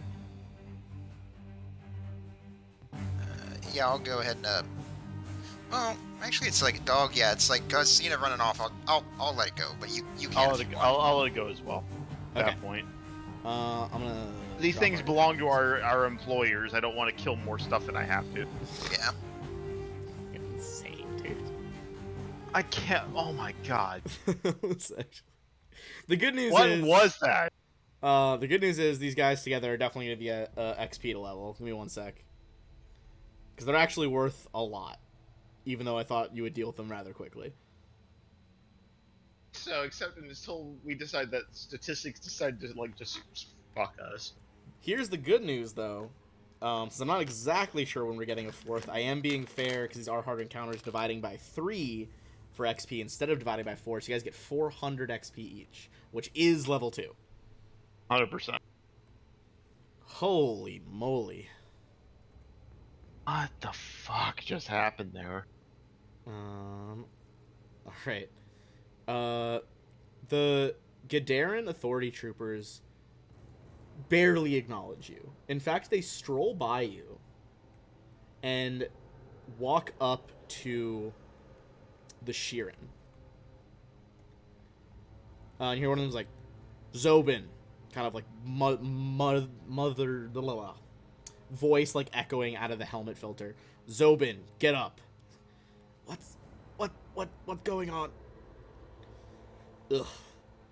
This is your fault. You're gonna be punished for failure to feed the hounds. No, wait.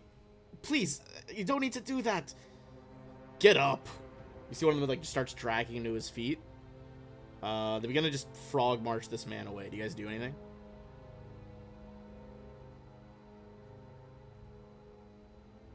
I mean, we've got armed guards all around us. I don't. Correct. I mean, There's no guards really within like engagement range right now, but if you caused like a big enough fuss or tried to like kill someone, like, yeah, they would come to you. Try talking to them as well, or not risk the contract. I think Shaw. Damn it. Hey, up to you. This is the hard life of the core company workers, the proles as they call them. Ooh, what is this? It's just psychokinetic. He's gonna put it in front of them to kind of stop them from walking away. Blue hand glows in front of them. And then quickly cast Charming Veneer. Ooh. As they kind of come to a stop, you quick somatic gesture, cast Charming Veneer upon yourself. This big must the winnings. Clearly, this man was. I'm not gonna say set up. Set up. Was not in his best state. Clearly, he needs medical attention. And to our knowledge and to our visual evidence, he did his absolute best. I mean, he It's was not doing his his fault, job. He but- literally and- just slipped in the mud and a bunch of meat fell on him, and the dogs were like, "Yep, that's food. That's meal." Clearly, I'm not gonna say you because it's more disrespectful. Someone in charge of training these oh so lovely dogs has not been up to the task.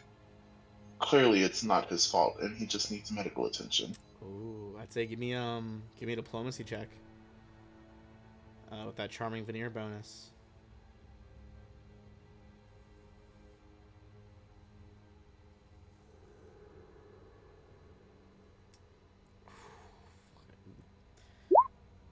There's the big rolls. Hell yeah. Finally. 24. One of them kind of starts was like, "Why are you wasting your time showing pity on these pathetic specimens?" The other one like kind of shoves the first guard in the shoulder. He's like, "Well, it's not worth our time. You lot care enough about it. Whatever. Just load up the truck and get out of our camp." The guards kind of shrug and wander back to their posts, confident that, even if you're depriving Zobin of his punishment now, he still gets to live in a prison camp, and they don't really care that much about him. Zobin kind of like leans against the wall, catching their breath, and just like, "Thank you. You didn't have to do that, but I am grateful you did. Shaw just kind of nods, then looks over towards Roland.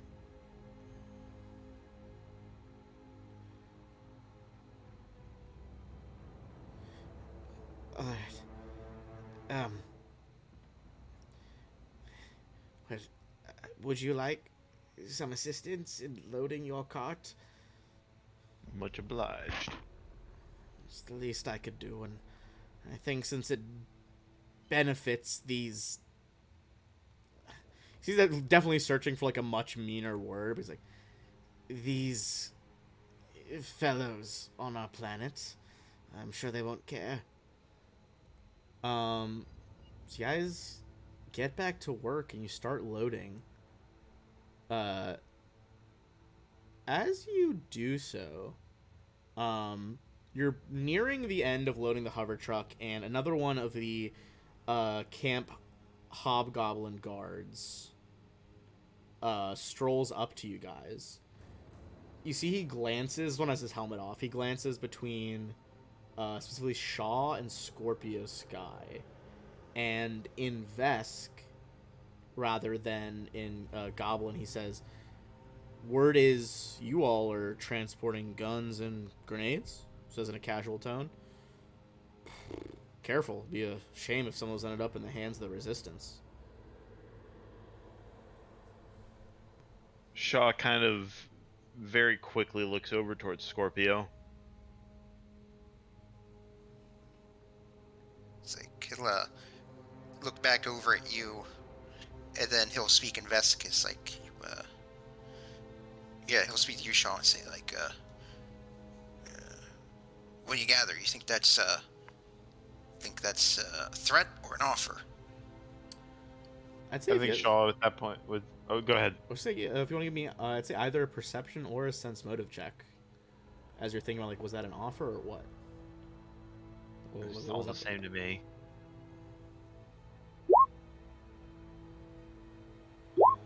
Oh, come on! Shaw, what are you doing? Wishing I had more beer was the answer. We're coming up on our break time a minute anyway. If you want, I can help you try to set up the sheet. Maybe that'll help fix this. On the 13, Scorpio, you give another quick once over here. Unclear why a hobgoblin would be doing this. That's a little odd, but it sounds like the guy is trying to contact you on behalf of the Resistance. You just think about the way he phrased it. You're like, does he wanna? He wants you to have this end up in the hands of the Resistance? Yeah, it's like sort of a whisper really softly. Shaw, still speaking in Vesk, say like, yeah, I don't know. It's like, I can take it from the way he was talking. He's making us an offer of sorts, but I don't know. It's like, considering how our employers felt about our last shipment not going so well, I don't know if it's really such a good idea. Shaw very much grimaces at that point. Do you are you trying to like say that quietly enough in Vesk that he doesn't hear you? Yes. I'll say give me a stealth check then.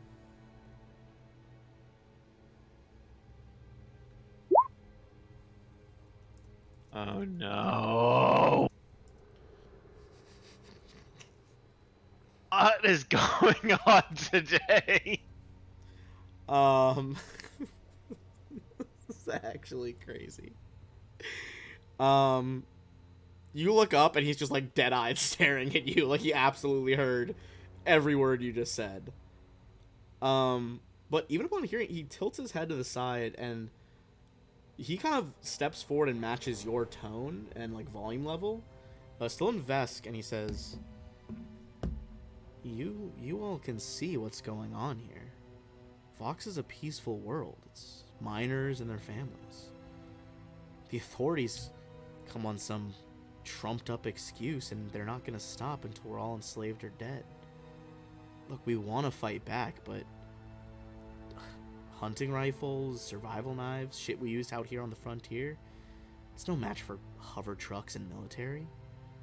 But if one of these trucks ended up at a resistance hideout instead of an authority armory, we might have a chance. Now, me and you, we could make that happen. What do you say? So Scorpio will seem to mull it over for a moment, and then he'll tap on his shoulder at the EJ Corp logo. It's like, it's not that I don't have sympathy for your plight, but you see this? Yeah, your proles, what about it? Well, the corporation doesn't really like it when their stuff goes missing. In fact, our last job didn't go so well, and they gave us a very stern warning that if something like that happens again, well, let's just say might not be seen anywhere, if you catch my meaning. He kind of puts his hands in the pockets of his fatigues and just like, look, we're just working folk, but what if, what are they paying you for the weapon shipment? And it's kind of abstracted, but up to you if you tell them or not. I think it's just. I think at that point Shaw would just say, as long as the corp gets paid as a due, who do I care where the weapons go? Look, we're just a working folk, just miners working in a small population. I could offer you something. I don't know that it would be as much as your paymasters are offering you. We're just people. We're not some star-spanning corporation or conquering empire.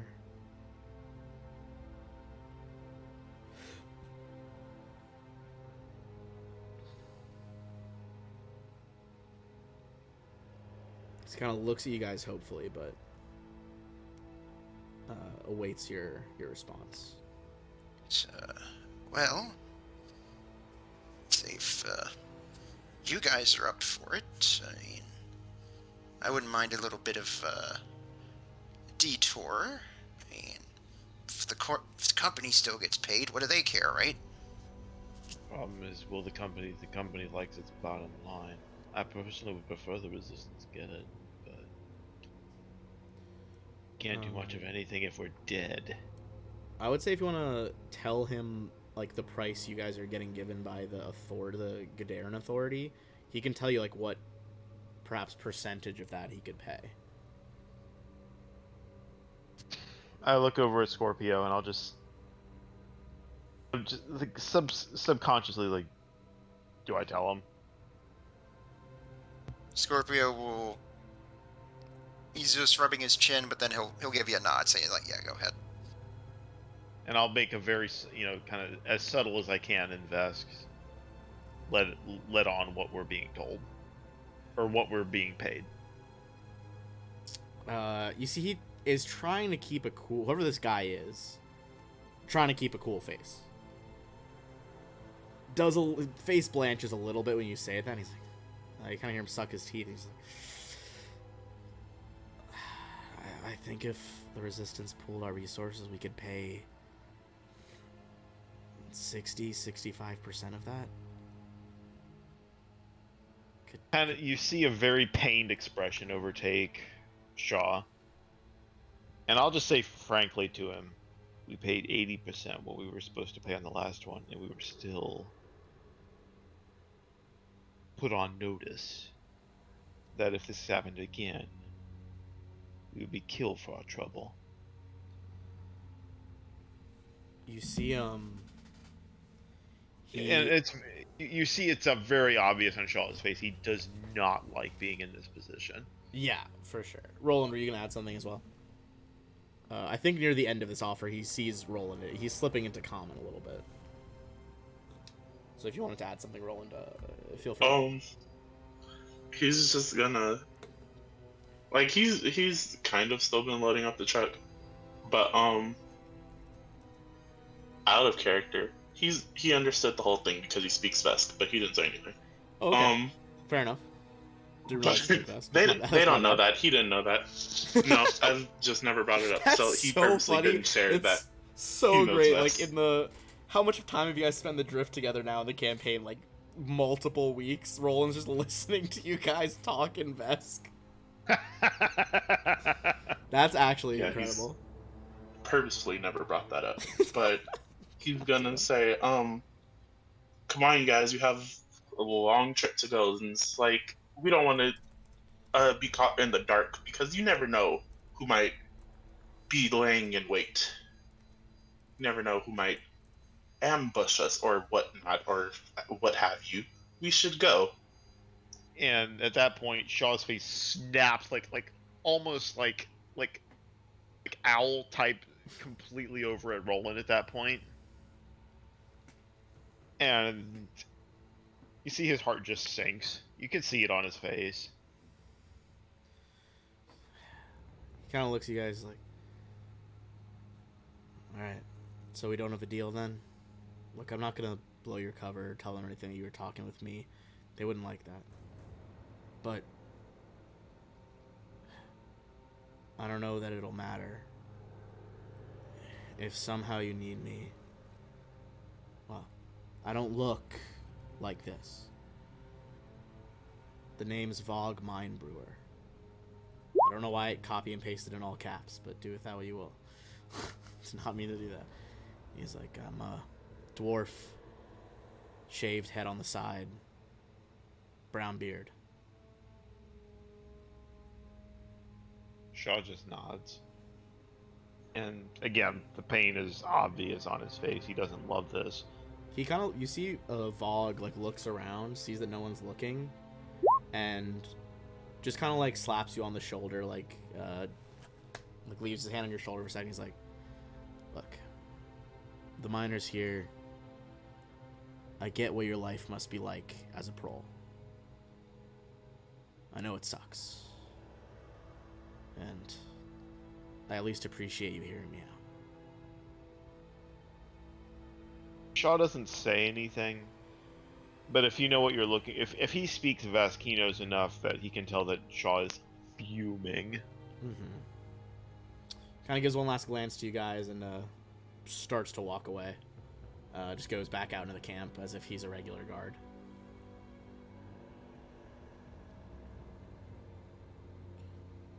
All right.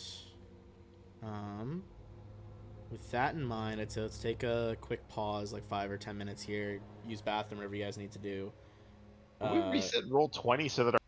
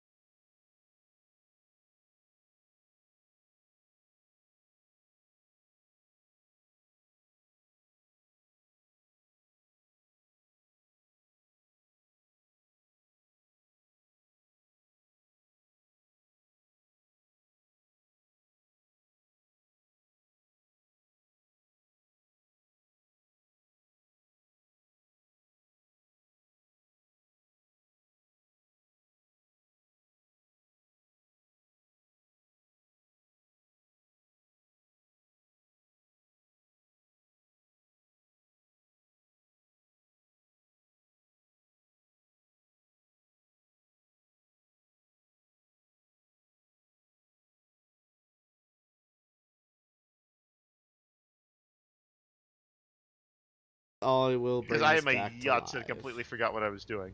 No, you're good. You're good. Okay. Although now my token says 41. That's not right. That is not right. I don't know why it doubled.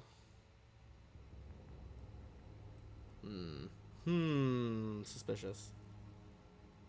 What is it adding up there?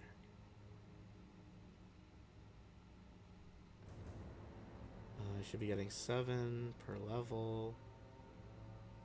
So it's 14 plus 13 from that. It should be 27. I don't know why it says that it's 41. All right. 27 we can is figure it out definitely later. accurate. We'll say 27. We will remember that number for now. Yeah. We'll figure it out later. Because it's 13 from Vesk and then 7 and 7 from your 2 levels of soldier. Wait a minute. So 13 plus 14 is 27. 27. Yeah. I was confident. In my answer. Okay. So. Weird. Sounds like you guys have loaded up the cargo. At this point, all 50 tons would have been transferred to the 2 heavy cargo trucks. And Quartermaster Sib would return with a group of 6 Hobgoblin soldiers in tow.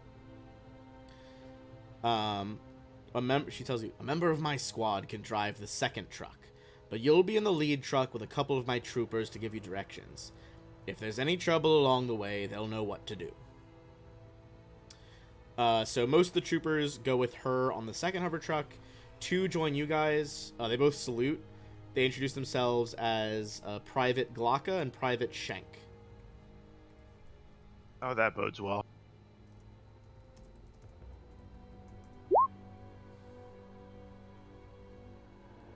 Glocka points to the gate leading out of the camp and says, "Follow the road. We'll tell you when to turn."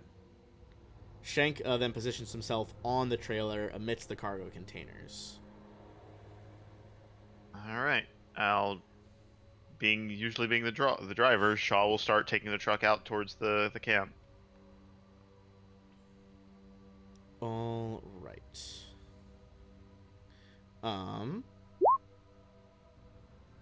Gotcha. Glock and Shank. All right. You guys can see the Awesome. drive, the gravity engine rumbling underneath you as you head toward the turnoff at the end of the road. And you guys are not redirecting anything to help the resistance. Okay.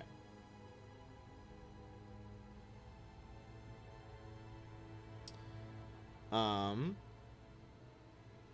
so I'm going to switch our map. Real quick, did she say we go in front or they're going in front? Currently, you guys get... So there's 2 actual, like, chairs. But there's space for more than 2 people at the front. I mean, Shaw would be driving. No, it was answered, but I meant like our lift in the front. But he would have tried to insist that they go first, but we're here now, so never mind. I'll put some nameplates on them so you can see who is who. Well, I thought our truck was going to be in the lead either way. You guys are in the lead truck right now. Yeah, that was my question, but I asked too late because I was gonna insist they go before us, but we're here now, so never mind. Nah, they insisted we go first. Go ahead and drop your guys if you think you would be in the cab with Glocka, whoever was driving, because she's giving one of you guys directions, presumably. Can you drop my token, Ben? I'm still having some issues with my character sheet here. No, you're good. Were you driving, Shaw? Yes, I was planning to. So you're basically over here.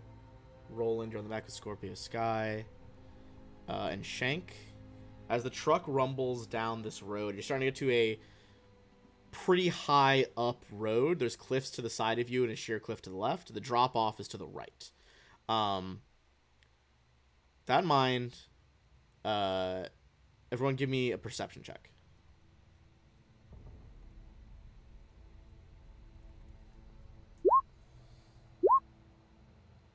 Oh, come on. God damn it. Alright, that means he is going to get the surprise round here. You guys see bursting out of a crate next to Shank, a dwarf with the shaved side of his head and a brown beard. One that you would No. assume is the unholograph cloaked Vogue mine brewer. Gonna go ahead and clear our initiative order, and he is gonna get a surprise round on Shank. Let me just clear this first.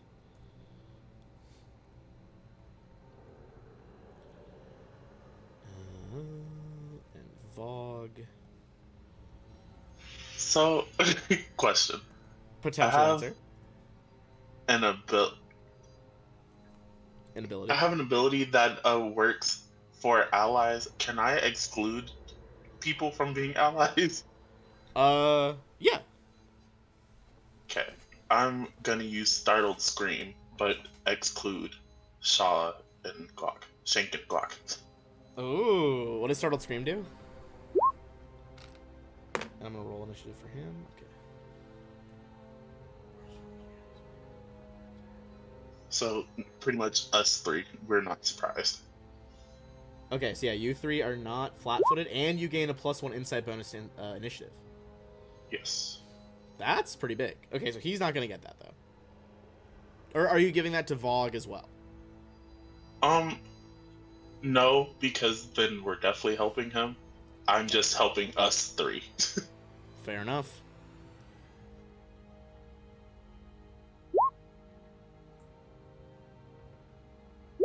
Oh, that doesn't. Oh, good grief! What the hell? And that There's doesn't the high include the rolls. +1, but Oh my god. So yours should be 25 then. Okay, hold on, let me. yeah. And mine should be 23. It doesn't include it either. To be clear, everyone can click their numbers and type in the turn order. It doesn't have to be Oh. me. I did change Shaw's, but if everyone needs a change, you guys can type it in. And then we got regular. Sorry, I gotta see what the Hobgoblin Troopers are. I also should have. I don't know why Roll20 says I don't have it. I have the second Alien Archive. Ah, there we go. Being is being troublesome today. It just wasn't loading for some reason earlier.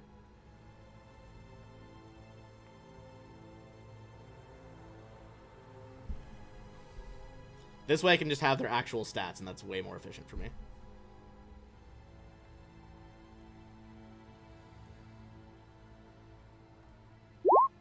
Okay. Cool. So let's go down the order. He is still getting a surprise round, so he's gonna try and Shanka, basically. And Vogue is gonna go ahead and use a tactical switchblade. That is gonna be a hit.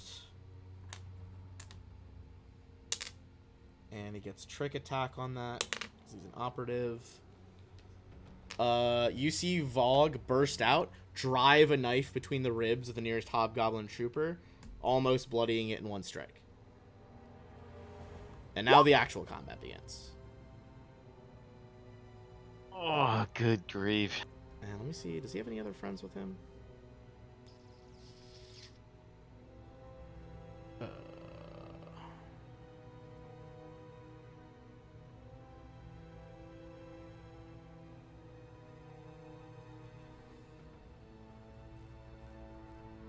Were you still looking at something, Ben, or is it my turn? You're good to continue. I was checking something.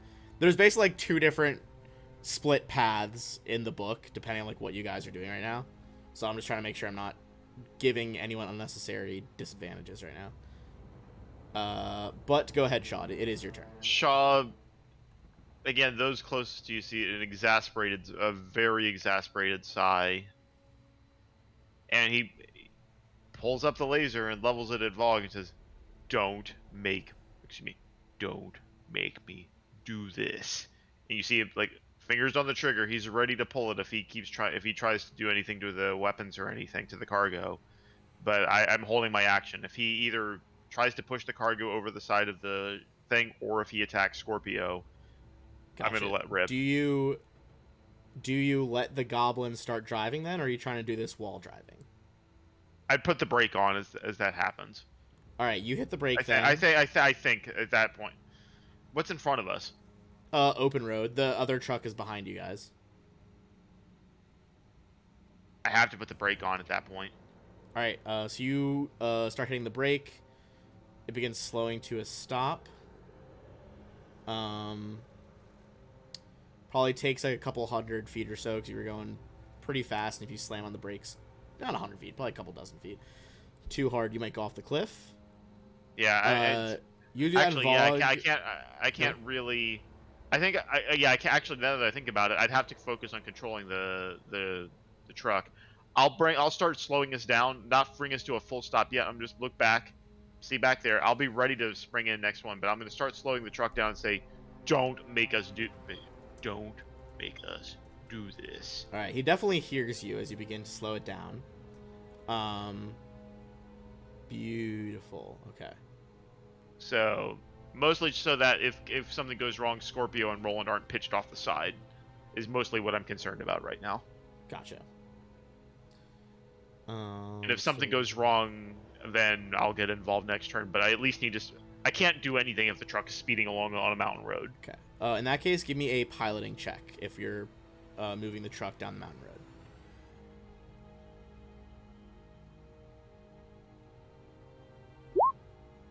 Oh, come on! I have a +7. You are not super in control. It's not going off of the edge, but you're not in any position to do any important maneuvers right now. Okay. Okay. But you do shout What that is my dice? What is my dice today? I don't know, man. They hate you, dude. Roland. Roland's gonna move back here and try to like angle away from other hobgoblins and try to mouth to Shaw and Scorpio to plausible deniability, and then he's gonna duck behind the crate and just hide. Such a long phrase to mouth on the back of a moving truck. Plausible deniability. I like to picture Roland's face like really enunciating, like moving the mouth so specific. Scorpio, I think just for the memes, you see Roland definitely like you're like, okay, plausible deniability. From your angle, because this is like more 3D, basically, you can kind of see this guy here. Vogue is on top of a crate next to you. And Roland, I'm gonna roll for the goblins and for Vogue, see if he spots you. And put on the ninja token. Wow, they are not looking at you. Roland, you are not seen right now. Alright, Scorpio, what do you think? Alright, I would say, seeing Roland mouth there, he's like, Scorpio does that thing where he gives you, like, the blatantly obvious wink. He's like, oh, I see. And he just says very loudly, like, oh no, we're being attacked by the Resistance. I hope they don't steal all of these wonderful weapons. And then he'll just he'll hold his hands up. He's clearly not reaching for his weapons. And he'll just slowly start backing away. Truly masters of deception, the lot of you.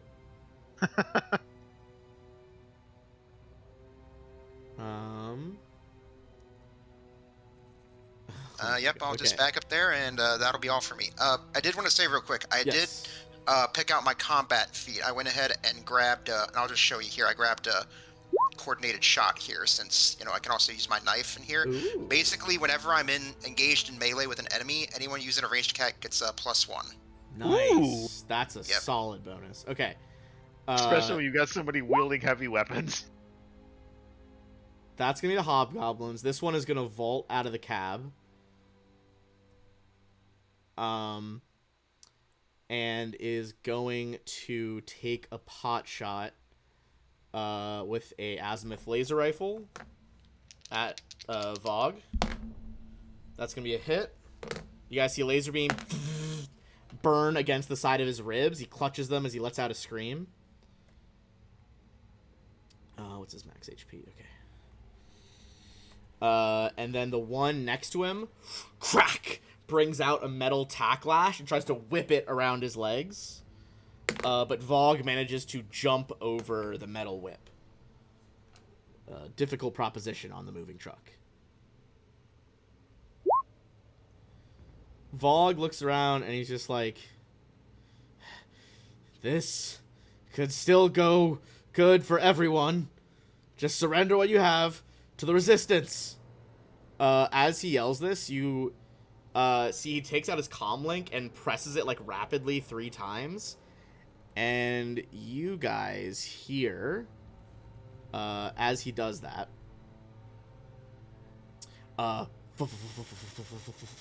rapid movement as a entercopter begins to fly adjacent towards you guys.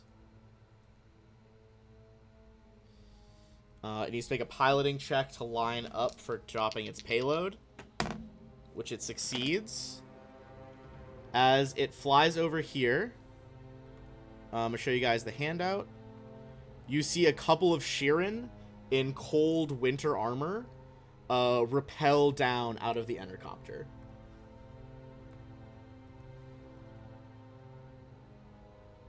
Interesting. And I'm going to drop down 2 of them on the nearby crates. Alright. Now it is back to Vogue.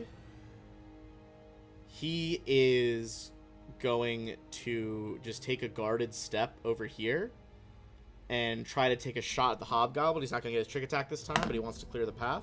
That is a miss, as the trooper puts their back to the side of the crate, avoids the shot.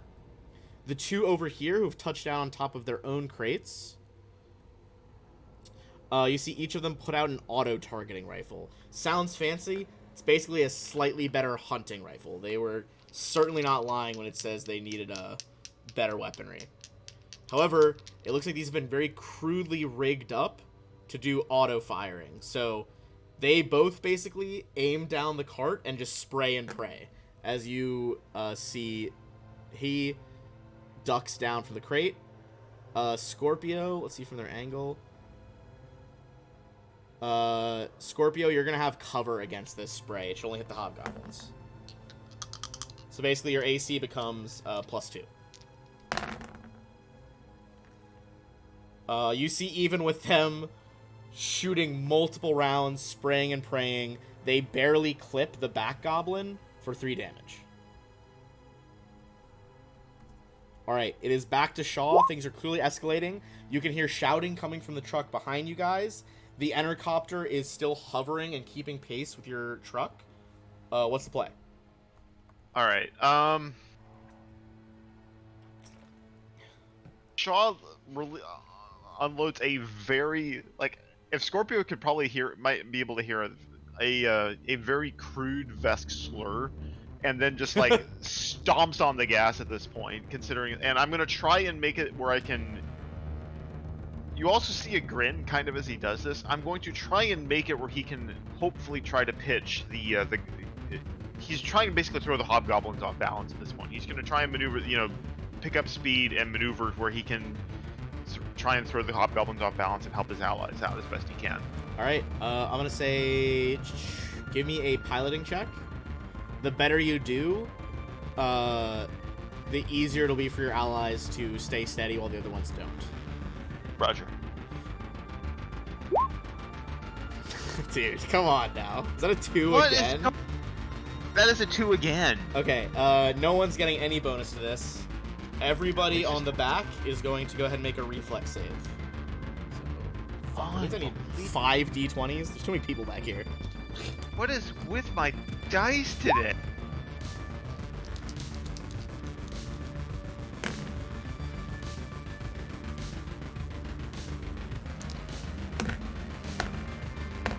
Jesus Christ, okay.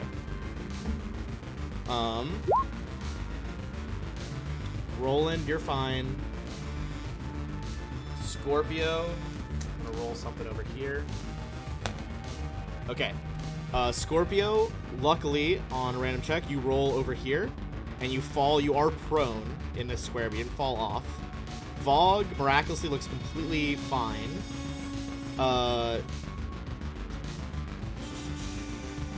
Roland's Twos in a fine. row. I cannot believe. The 2 hobgoblins, this one is prone.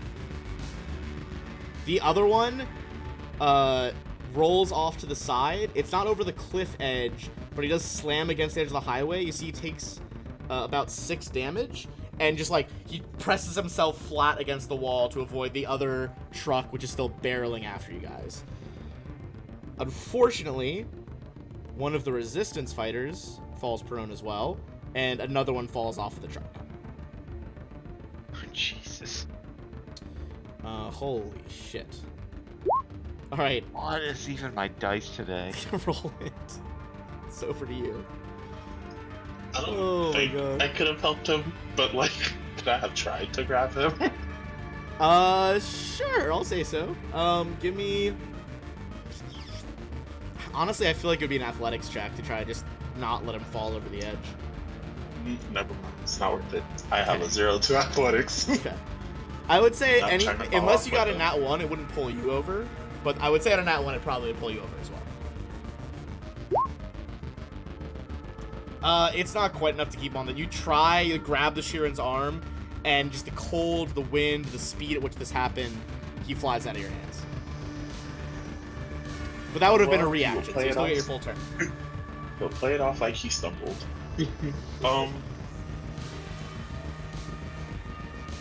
Still kind of in stealth to the best of his ability. He's gonna try to move over near this crate, and I swear I've had this since first level. He's gonna whisper in Sheeran, "Hey, watch where you're shooting. We're not gonna come for you." And then he's gonna try and cast shifting surge on Frog. On Vogue? Yeah, this just boosts his weapon. He looks back at you in confusion. He looks down at his frickin' azimuth laser rifle. Or sorry, no, he needs the trick attack. So it's on his hand pistol. It's an Explorer hand pistol. You see he starts to glow with energy. And he looks back at you just like a very quiet like nod and acknowledgement. The one that you talked to on the floor in Sheeran, back in Sheeran to you, is just like, I'll tell that to the driver. To be fair, you did. Just spray and pray was a little wild. It was a reaction. Fuck you. I will kick you off this ship right now. Do not play with me. Okay, fair enough, fair enough. Alright, you activate the shifting surge. Scorpio, you are currently prone. All right. So how does it work in here for me to get up from prone? It is just a move action. All right. I'll go ahead and spend my move to get up. All right. I'll just sort of look over my shoulder at Dwarf. I'll draw my knife and say, like, look, you get the stuff, I'll cover you. Oh, yeah, fuck the corporation, baby. You draw the knife, and I imagine you're moving toward the trooper. Well, yeah. Basically, the idea is I'm drawing it, and I'm readying attack with the knife if it gets within melee of me. Gotcha. You draw the knife, trying swaying back and forth a little bit with the movement of the hover truck. It's gonna bring us to the trooper. He is going to stand up, and he is gonna clamber over in range, so that will trigger it. It looks like he's trying to get lined up for an attack next turn. All right.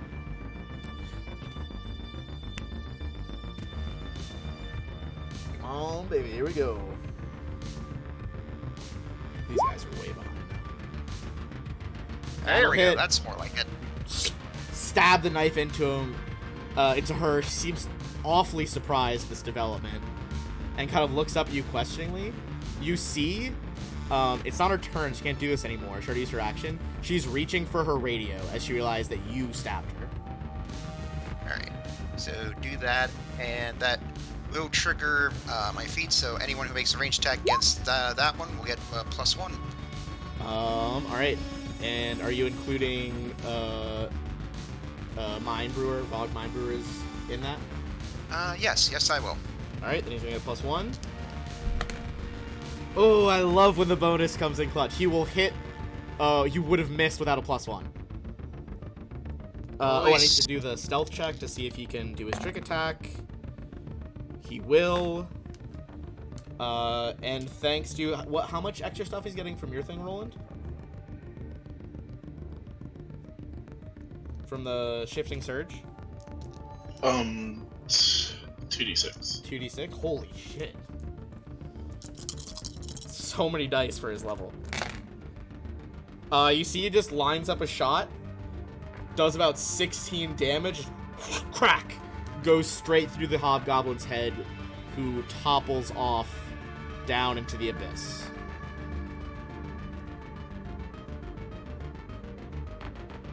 Alright. His other guy is gonna stand up. And Vogue is gonna turn to Scorpio. What? You're helping us now. Will you redirect it? Will you redirect it to the new location? It's like, right, we got you. It's like,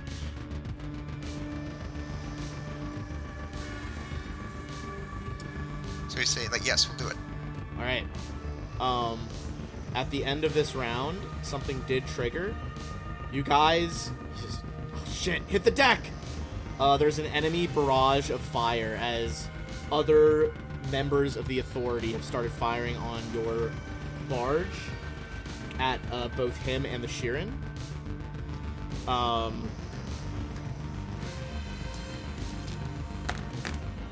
And both, basically a 50-50 chance that you guys get caught up in the spray, Roland and Scorpio. So evens, you guys get caught up. Scorpio gets caught up, Roland does not, so I will make an attack roll on you as well. Okay. Scorpio is going to take 7 piercing. The Sheeran resistance fighter is going to take 4, is still up. Vogue is going to take another 7 and is pretty much bloody. Alright, top of the round, it is Shaw.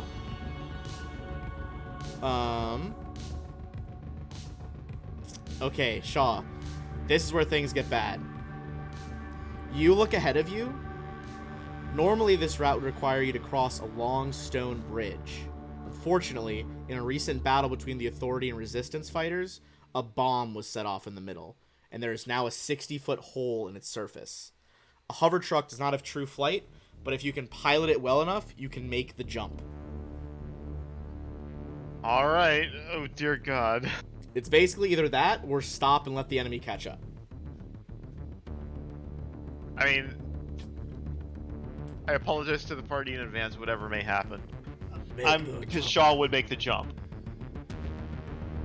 You guys look over, you see, like, the gap ahead, and you feel the hover truck begins to, like, pick up speed on this extremely tight turn. There we Let's go! I'll Yeah! tell you right now, it was a DC 19.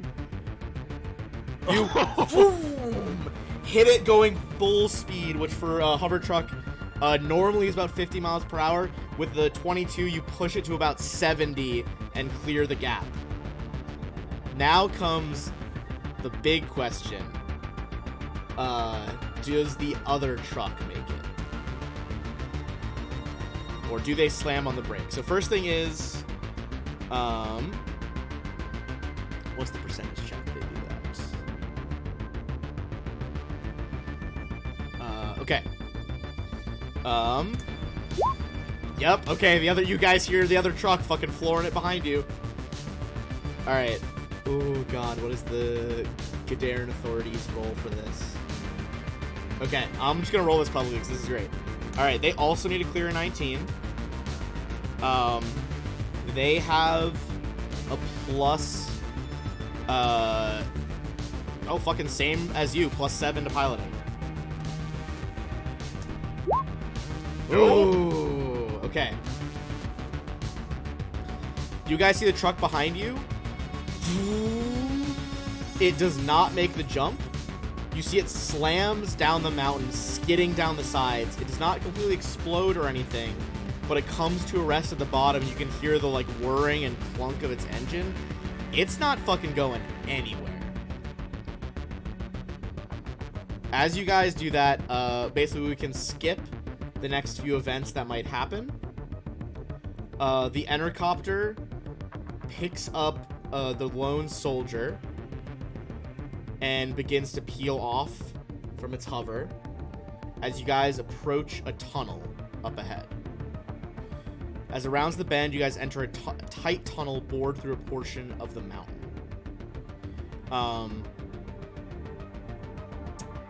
Go ahead and give me one last piloting check, Shaw. We're out of combat. Real quick Yeah, before go he ahead. does that. Roland, because he's all about plausible deniability. Bog, go up front. You gotta make it seem like you guys took over. Vogue looks at you, nods. He's gonna like vault over the crates. And as Shaw, you're with the pilot check, Vogue's like, sorry, mate. I don't want to be doing this. You see he's kind of is like leveling his pistol at your head to make it seem like he's hijacking it. All right.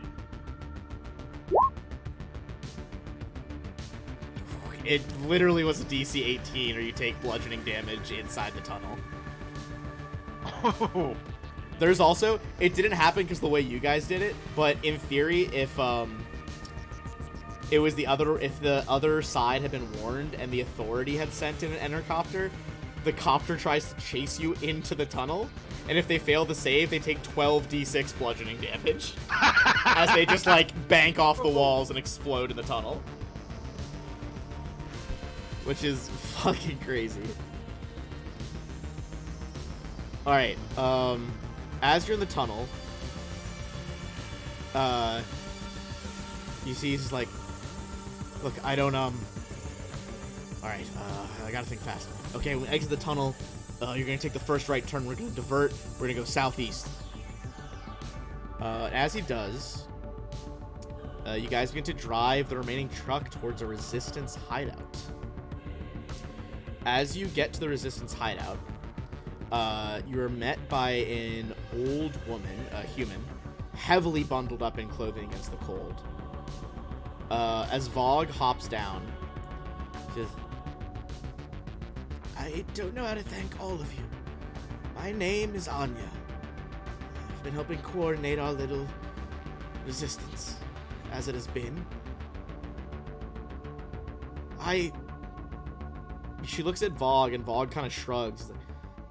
I don't know where we stand now. But if you need it, I have the money ready. Yes, I apologize for our deception earlier. Just didn't want our original clients getting wind of what was going on. You understand? I know how it is. I'm grateful we were able to get even half of these weapons. Vogue, if you would. You see the dwarf kind of, you guys look back at the dwarf as he hops down from the cab, like grinning, and he's like, oh, you lot are gonna love this. He takes his comm unit out, it's kind of like strapped to his wrist. He's like, alright, bring it in. We're clear. You guys look up, and you see BD-514, your ship, appearing on the horizon, landing nearby. He's like, Shaw just looks kind of over at him at that point with the very quizzical lizard tilt to the head tilt to the right. he kind of shrugs. He's like, look, I didn't know whether you'd be allies or enemies. I left one of my men at the camp. He took off with the thing, but we'll call that a wash. It's all yours. See just the smirk kind of come up on the left side of his face.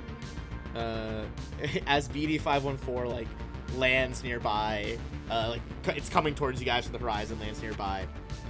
Anya smiles all. She says, I knew you all were one of us. Welcome to the fight. Yes, but if anybody asked, we were kidnapped. Just throwing that out there. It's fair. All right. You guys are also gonna get some XP now. Part of it's a story award, so it isn't divided. And then took out.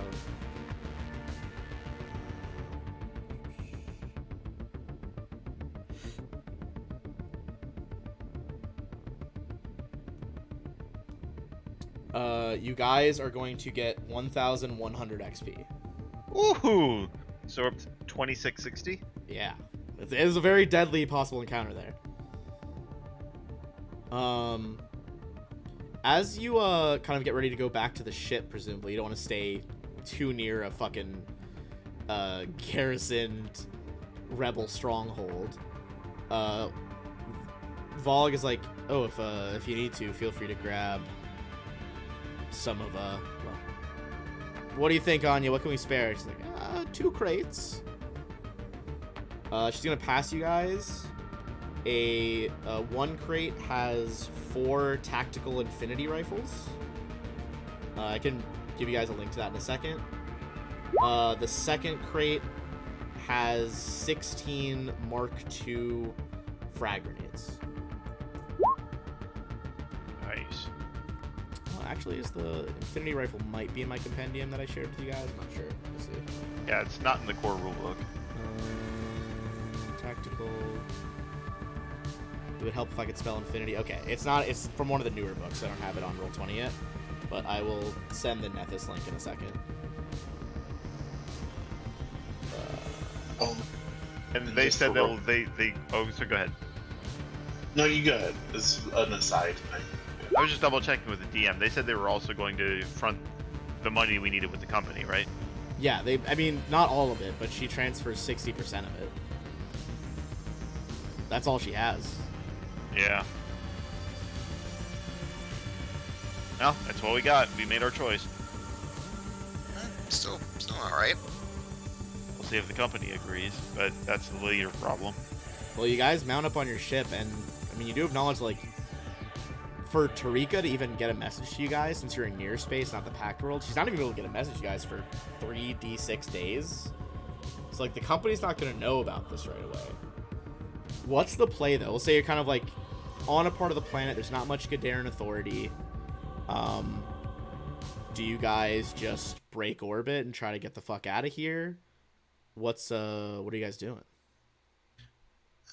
I'd say definitely trying to get out and away probably sounds the best idea, especially if we're still trying to go with the story that the resistance had kidnapped us. That would kind of play into that, I feel, because then we could say, like, we managed to get away from them and we wanted to get away as fast as we could. But I'm willing to hear other ideas if you guys have them.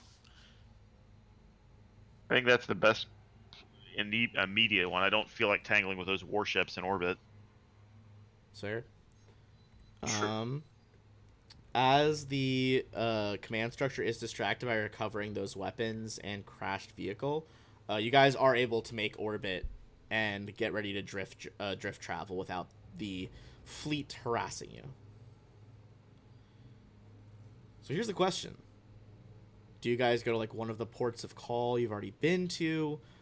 Are you going to try to reach Tarika as fast as possible? Again, we haven't referenced this in a while, but Absalom Station does have the benefit, because the Star Stone is there. No matter where you are in the galaxy, it only takes 1d6 days to drift travel to Absalom Station. I think, speaking personally, I'd like to see if we can at least make up as much as possible. I don't know if there's... We don't have anything to do any side jobs unless we want to make our quick trip back to Akaton to try and maybe do... I don't know. It's a question of, do we think we can make money with a side job with Ainsley quickly enough in order to make up the difference for what we owe from the 65%? I'd prefer not to be on the company's shit list, but that's up. I'll float that to the group. I think it might be. I think it might be worth asking. At least seeing if she has anything available. Because I think. Hurt. Go ahead. Oh no, I was just saying couldn't hurt. So you guys think try to go to Ainsley? see if we can't make some extra work to try and make up the difference, because otherwise we're SOL. Yeah. Because privately over the course of whatever happens over the in terms of our next drift travel, you would tell that Shaw is very much pleased to have much more helped out the resistance in that particular regard, but neither does he particularly want to be on the company's. I don't particularly feel like dealing with assassins.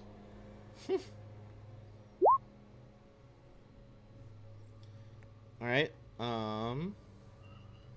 Yeah, that's a good point. Oh, and so the aside, we can do this while we're flying. Yeah, But, go for it. It's gonna take. I just rolled for it. It's gonna take you about 9 days to get to Akaton from where you are. Oh, wow. Yeah, we have a while to say this. But, Rowan will essentially talk to both of you. Just, if it wasn't clear, I could understand everything you guys were saying before we left. And Shaw, I'm very glad you wear your emotions on your sleeve, because you feeling betrayed by what I said really helped sell the point. And yes, I could understand you guys speaking this whole time. It's Shaw- like as you. Go ahead. Oh, you go ahead. Incredible. We'll say Shaw. Go ahead. All right, it's Shaw. I think he kind of grins a little bit. I think he probably would have been furious at in the moment. It's like playing. What is it you Absolonians call it? Poker. Never my strong suit. So glad I could help at least in that regard, but maybe at least tell us next time. I would say at that revelation, it's like you just see Scorpio Sky's fate start turning. I guess whatever the Vest equivalent of like blushing bright red would be. So I guess probably more like a purplish hue. Yeah, I would imagine something like that. Yeah. So it's like, oh, so look, I know what you're probably thinking, but those things I was saying and practicing, it's like I was practicing for show, for when I see her. She likes hearing me talk in my native language. I have nothing to say on it, but I probably wouldn't reference flies so much, unless that's your thing, but that's it. Well, that's the thing, right? It's like, with like the military training, it's always this, sort of like, ooh, rah, kind of thing. But it was nice being able to talk to her about, stuff that I actually like. Then talk about all the flies you want. No judgment here. All right. Anything else you guys are doing on the way back? You don't have to. I'm just curious. I can't think of anything. What do you guys think? I can't really think of anything. At least nothing that we've haven't already discussed anyway. I'm just gonna use a generic token for our ship right now. So you guys are arrived in orbit at Akaton. I think Shaw would probably be doing like a triple once over of everything on the ship, just in case things go horribly wrong. Given this has been kind of their second bum job in a row. Fair. Just in case that I think somewhere, even though he doesn't necessarily want to give up a well-paying gig, or at least reasonably well-paying gig, he also doesn't want to. He wants to stay alive, is the bottom line, and the ship is the best way to do it if it comes to that. So I think he's doing a triple once over in case things get really weird. Oh yeah, we'll presume you effectively like take 20 on an engineering check and make sure everything is running ship shape. Okay. So you guys are gonna land back on Akaton. You're contacting Ainsley the Hunter.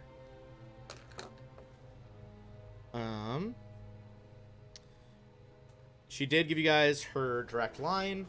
As you ring her, Saxon is going to disembark as well, and presumably, I think he's going to agree to work for her for now. I think you'd be very happy with that. He'd be very happy, perhaps too happy. Perhaps somewhat to her chagrin. So you are able to find once again. You go to Miss Ainsley's warehouse. Used to be Ka Imports, but was taken over by that large conglomerate Ichihara Holdings. I'm gonna say she is going to offer you guys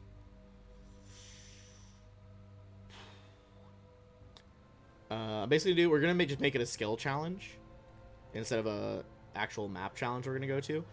Okay. She gives you guys two options. She's like, listen, you lot, I got something fast and easy.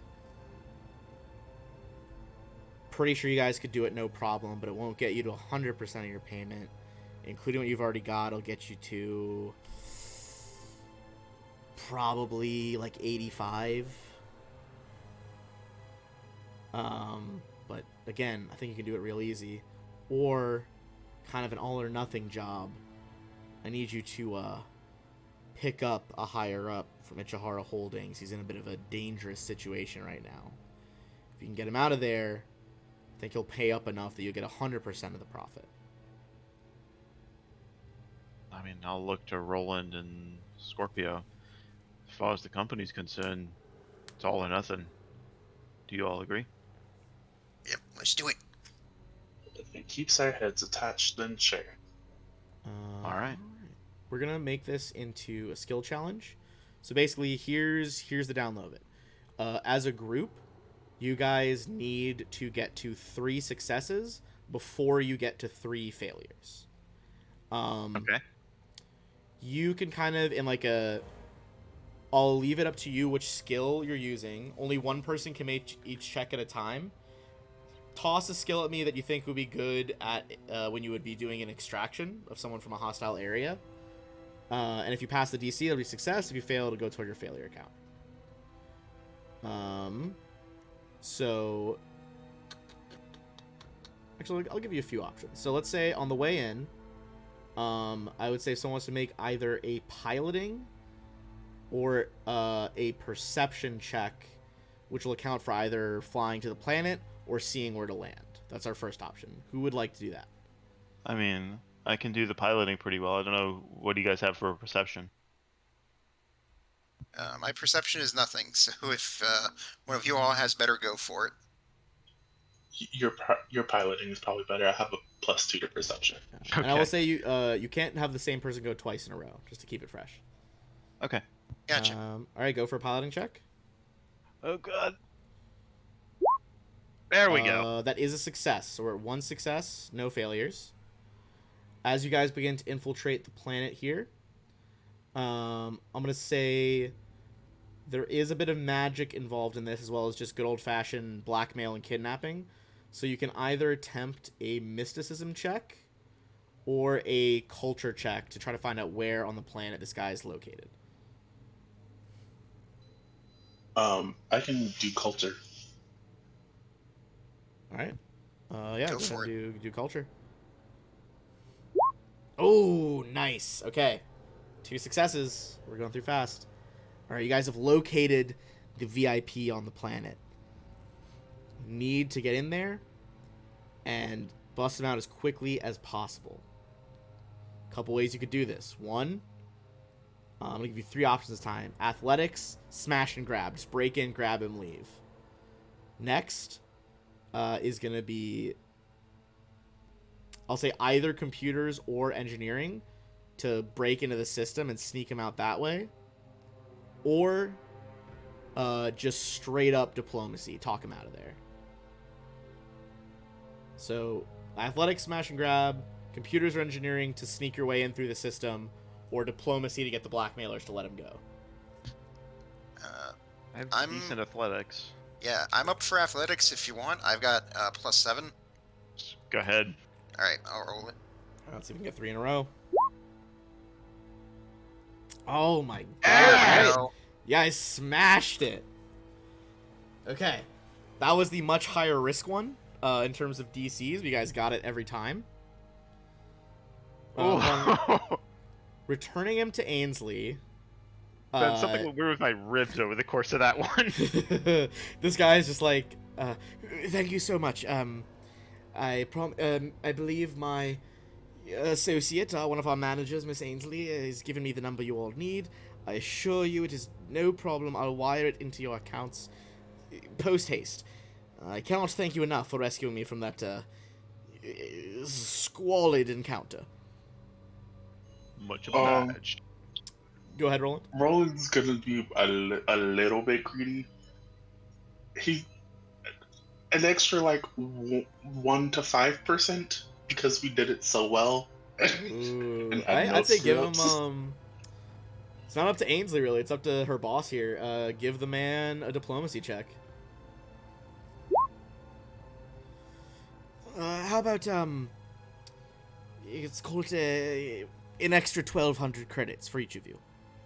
Yes! That works for me. Yeah. I mean, Yes, thank you, sir. yeah, we can make that work. I guess. He's like, I know it's not That's quite as a higher percentage as you just said, but whatever job you're doing for the Corps is, it must be very profitable. Those are very large margins. But I suppose I could spare 1,200 for each of you. Much obliged. The guy kind of like straightens out. He's got like a gold pendant with the company logo on his lapels and just like brushes the stuff off of his jacket. Hell yeah. Where is my credits? Like on the sheet, it is. I believe it's under equipment. Am I crazy? It's under there equipment. it is. Yep, there it is. No, you said 1,200? 1,200, yeah. Rolling for the clutch diplomacy. Nice Yeah, that job. was good, dude. Those were excellent checks. Just so you know, the harder difficulty skill challenge, goes up one by each time. How I wrote it, so it's basically it was freaking 17, 18, 20, and you guys got all three in a row with 19, 20, 23. So fucking skin of your teeth with that one. Nice job, gents. At this Scorpio's point, like, yeah, go ahead. yeah, Scorpio's counting on his hands. Wow, that'll buy me 1, 2, 5, 10. So many margaritas. I don't know I don't know if I think there is a price for alcoholic drinks in Starfinder. It probably is, but Paizo loves their list. I bet there's one. then Shaw just says, I drink to that. It tried to autocorrect me to drink price Starbucks. Like, that's not what I want. Okay, it gives kind of a wide range. There's either minor intoxicants, which would include like less good alcohol, which is a credit, or superior intoxicants, which are 10 plus, depending on how good they are. Nice. That's as you say, that is a considerable number of high quality margaritas. yeah. Even if it's like the Top high quality shelf, ones, baby. that's a shitload. Top shelf liquor. All right. I presume you guys. I think at that point, yeah, we would make our way back to Absalom unless anybody else has anything else they want to do.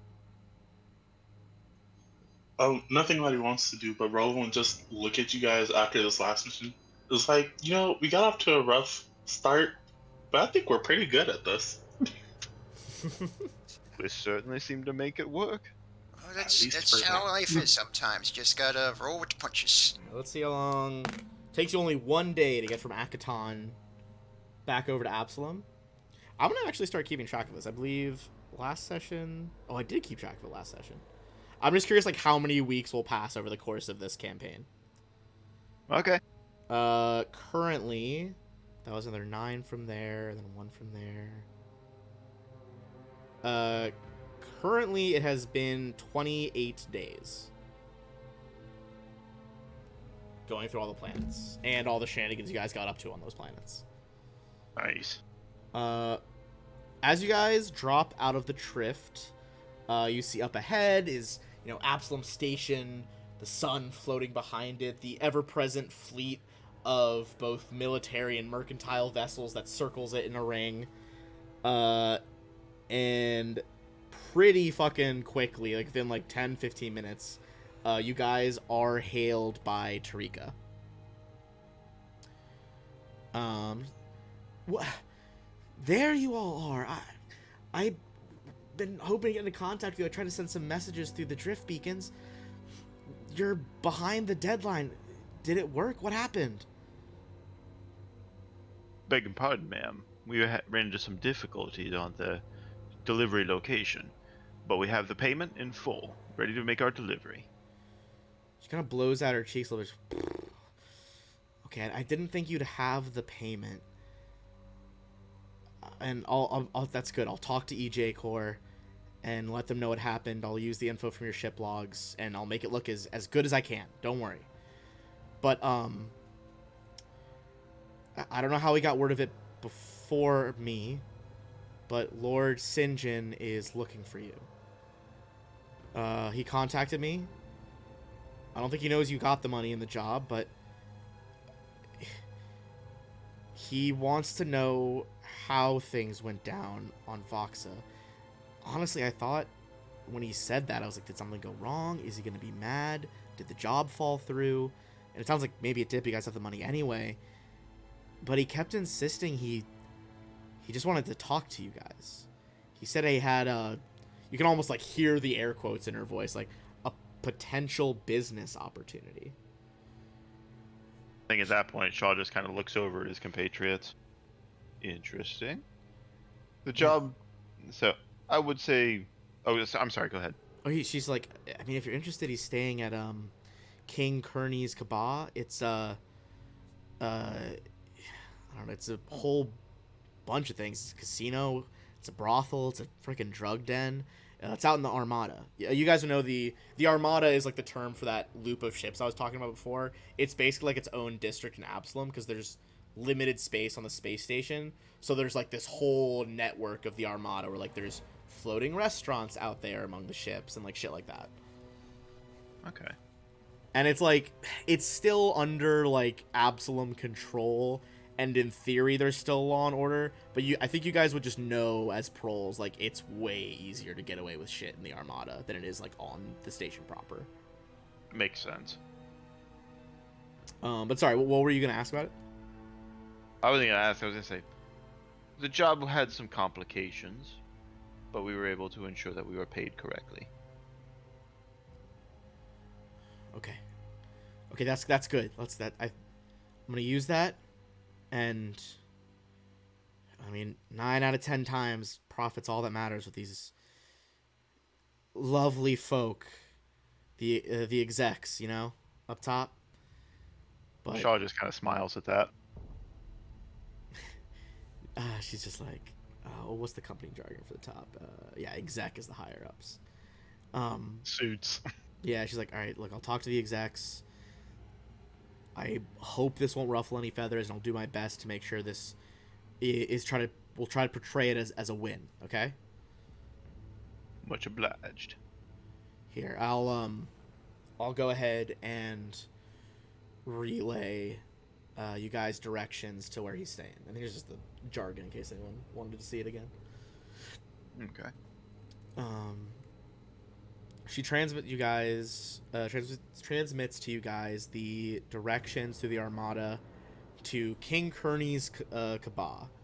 It's a weird amalgamation of like large freighter ships, smaller pleasure craft that have all been just like welded together into like an artificial asteroid almost. Just like this absolute maze of a casino, brothel, drug den, all sorts of just weird red light district stuff. Then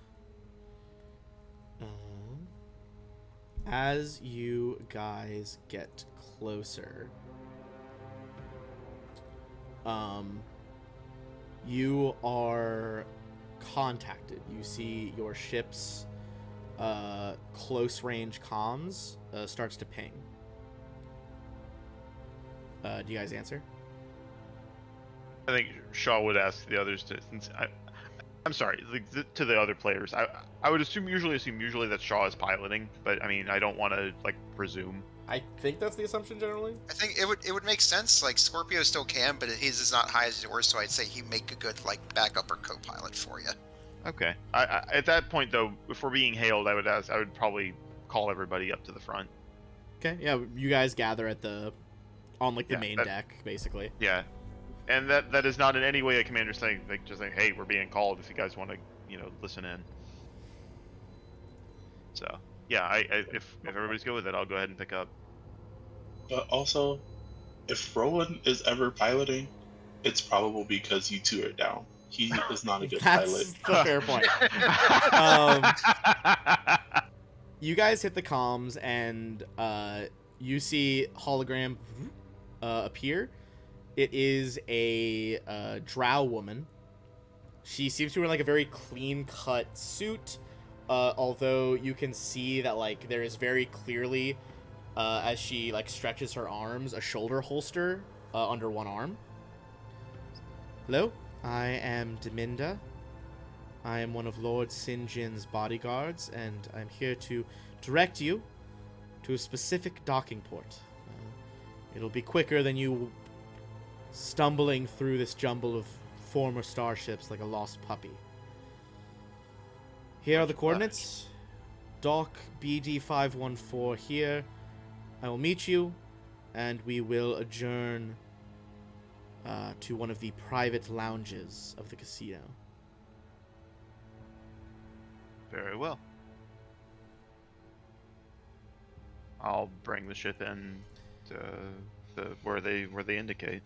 Yeah, you find like a very small port, a lot smaller than you're used to, like docking on the main station, but serviceable enough for your size. You meet Deminda there. It is her along with two other, just like slightly more muscle bound than you're used to seeing drow.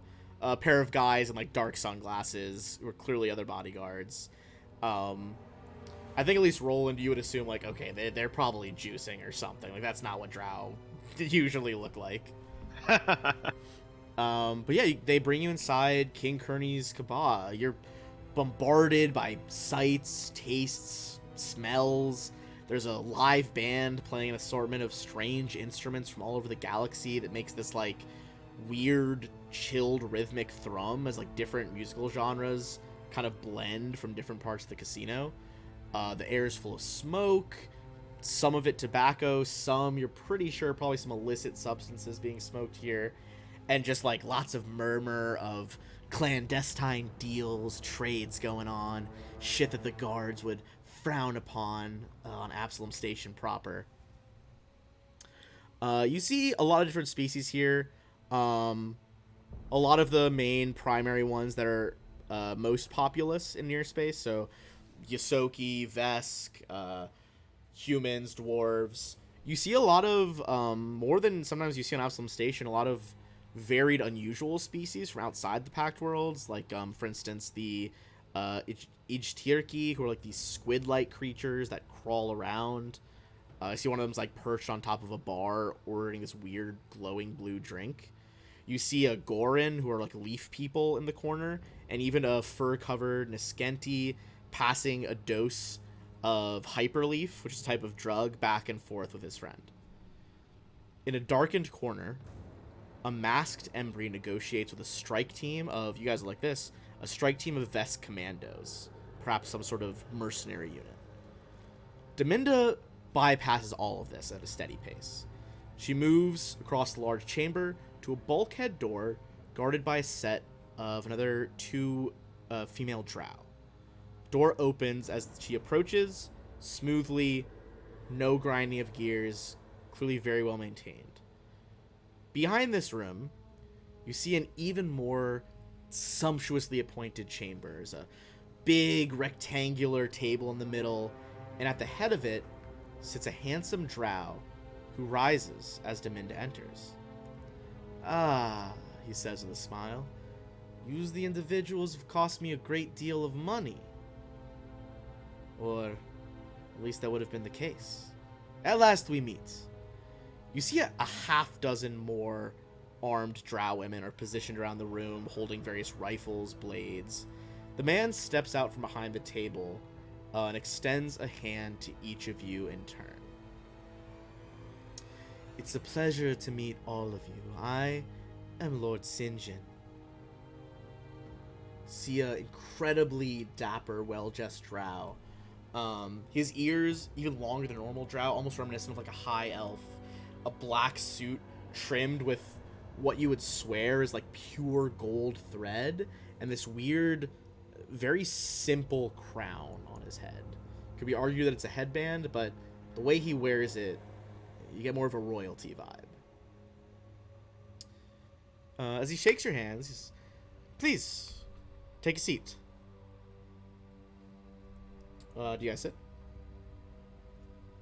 Sure, I'll go ahead and sit. Oh yeah, definitely. You see Deminda comes back and pours each of you a glass of like extremely rich wine from Aposte, like a drow blend. So, I understand that you failed to deliver my weapon shipment on Voxa as ordered. Or at least, some of it didn't get there. I don't suppose you'd care to explain these developments?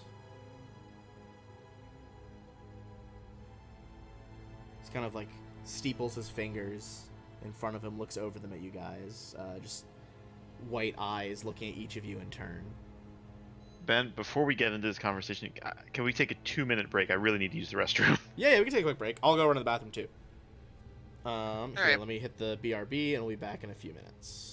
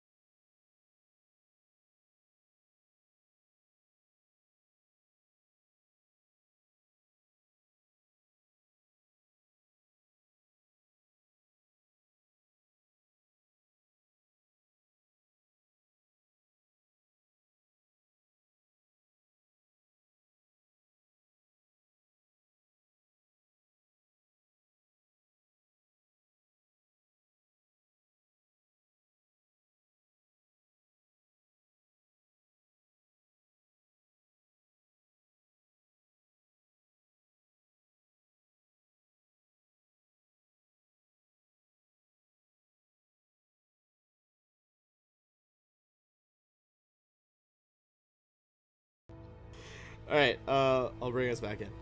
Okay, so yeah, just recap. He's said what he said, and he's just like, "Do you care to? I don't suppose you'd care to explain yourselves about what happened."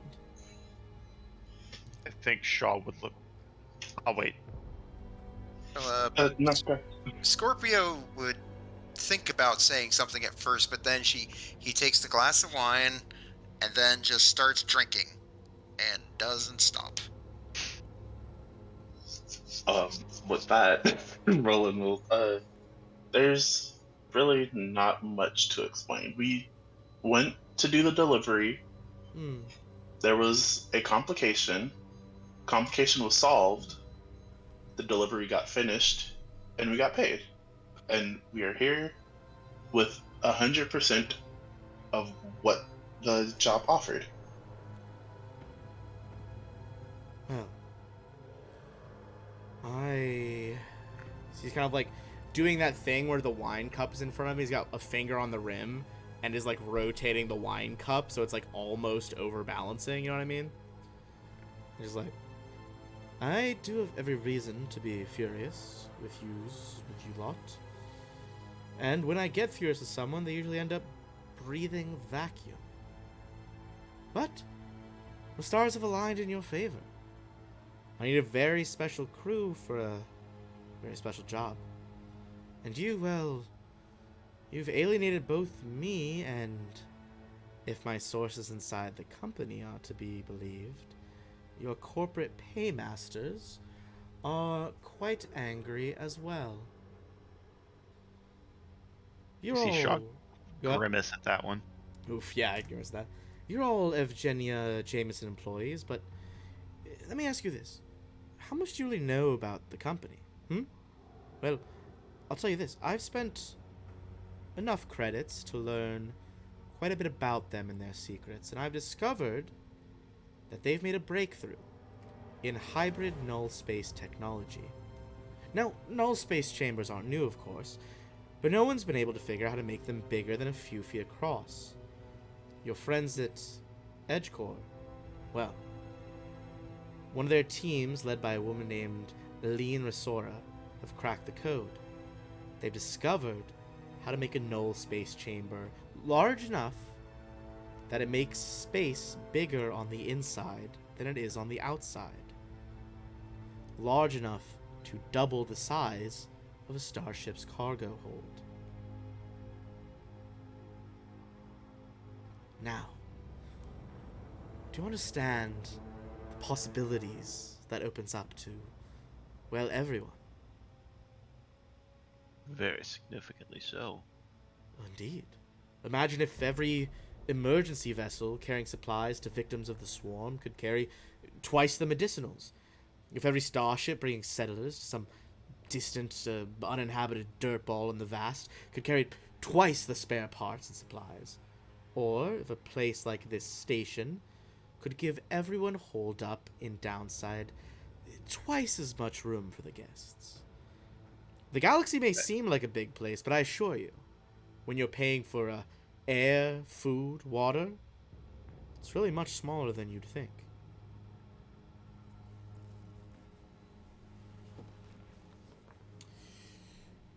Now, if the Pact Worlds had this technology, it would suddenly become twice as big. It's a lot of elbow room. Who doesn't want that? You guys see Sinjin picks up a remote, couple of just unlabeled buttons, very sleek and silver, hits the middle one, and you guys see, you don't even see a hollow emitter in this table. It looks like solid mahogany, but nonetheless, a hologram is projected from the center, representing a transport spaceship, the image slowly rotating. The answer to that question is, of course, your employer. EdgeCore doesn't want this technology out there. It wants it for itself, to crush the competition, build its shipping empire. They've even built a prototype starship for it. It's called the Oliphant. Now, I'd love to hear what you think about that. Is that reasonable? Should they get to just own the technology flat out?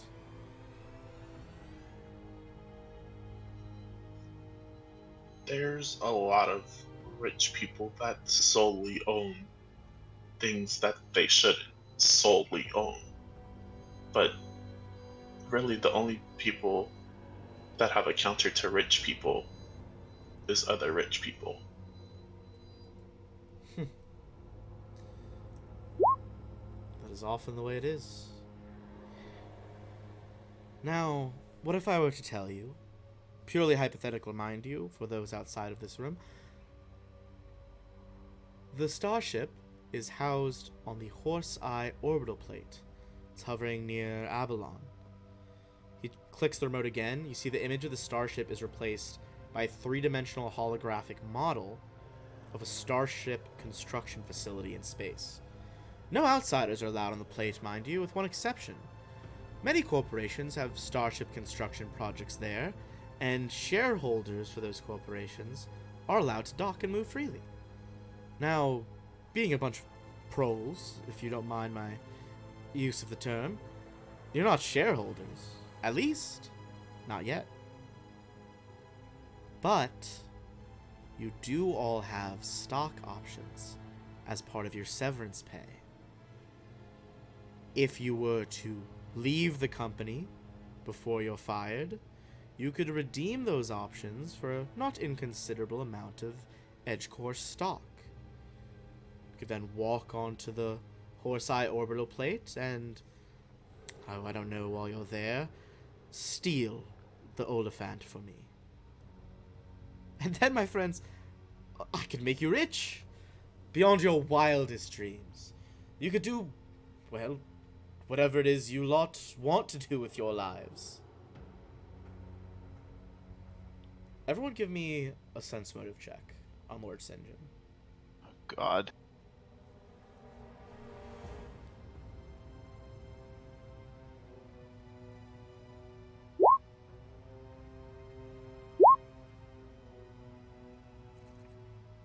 This seems like a pretty legit offer.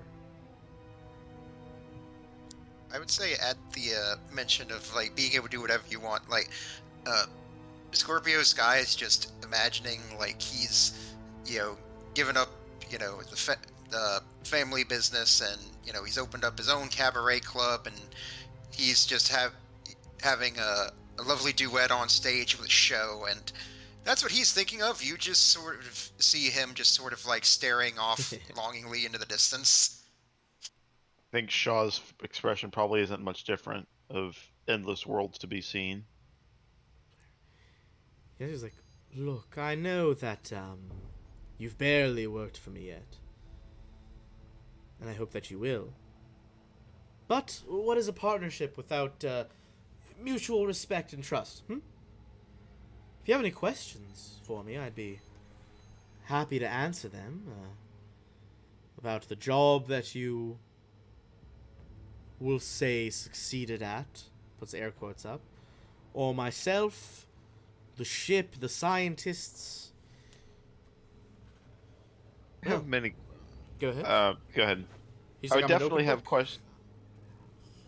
I think, speaking in non-specific terms, Shaw, being a pilot, would start asking him questions about the ship, performance, specifications, things of that nature. Well, the ship itself is quite an impressive specimen. It's it's a good deal better than the BD 514. That's the one that you've been running around in, yes? Shaw kind of smirks at that. That's what they call it. Yes, of course. But the Oliphant, well, its maneuverability is damn good. The thing's fast. It's got decent shields, I suppose. A high explosive missile launcher, a chain cannon. It's got a pulse black core that's pretty fast for a ship of its size. It's got its own arcane laboratory, a recreation suite, tech workshop, and of course, 2 of the null space cargo holds. That means, well, you already have one cargo hold in the BD-514. That can hold 25, almost, well, yours is a larger ship, 50 tons of goods. What if your hold can hold double of that? More. That's what these can do. Am I to expect then that you would prefer, as part of the payment, that you be delivered the other cargo hold for your use in replication? Oh, dear boy, I want the whole ship. I'm going to sell it. I understand. Do you know what people would pay? Abadar core alone. Can you imagine that a lot of bankers wanting to double their storage space? They'll be tripping over themselves for the opportunity.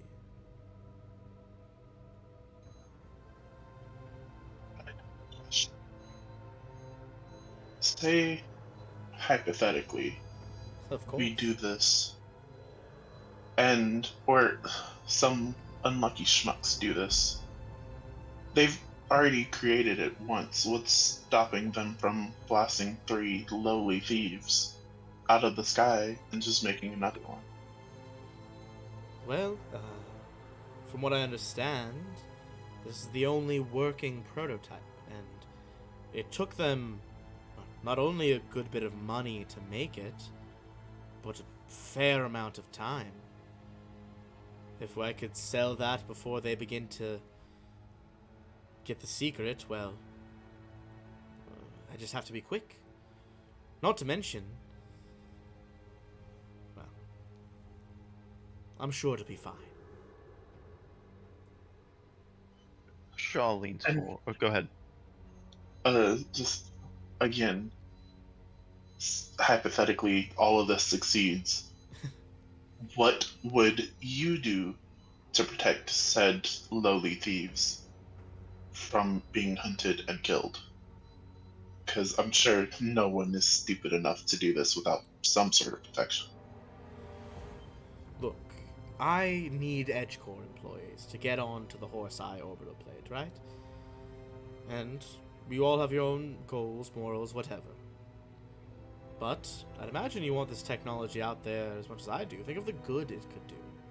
And those who were credited with such an acquisition, well, I imagine people would be quite willing to hire a crew like that and pay them a pretty penny. Does anything really protect you more than cold hard credits? I think Shaw leans forward at that one. You imply a crew. A crew requires a ship. Is that something you would be willing to provide us? Well, just fly in on the BD. After all, you're going to be flying out on the Oliphant. Tell you what, we can discuss other forms of payment should the job succeed, but how about this? If you agree, before you even set sail from Absalom Station, a little bit up front. He taps a keypad. You guys each feel like a buzz in your comlink. He's setting up a transfer to each of your personal accounts for 2,000 credits.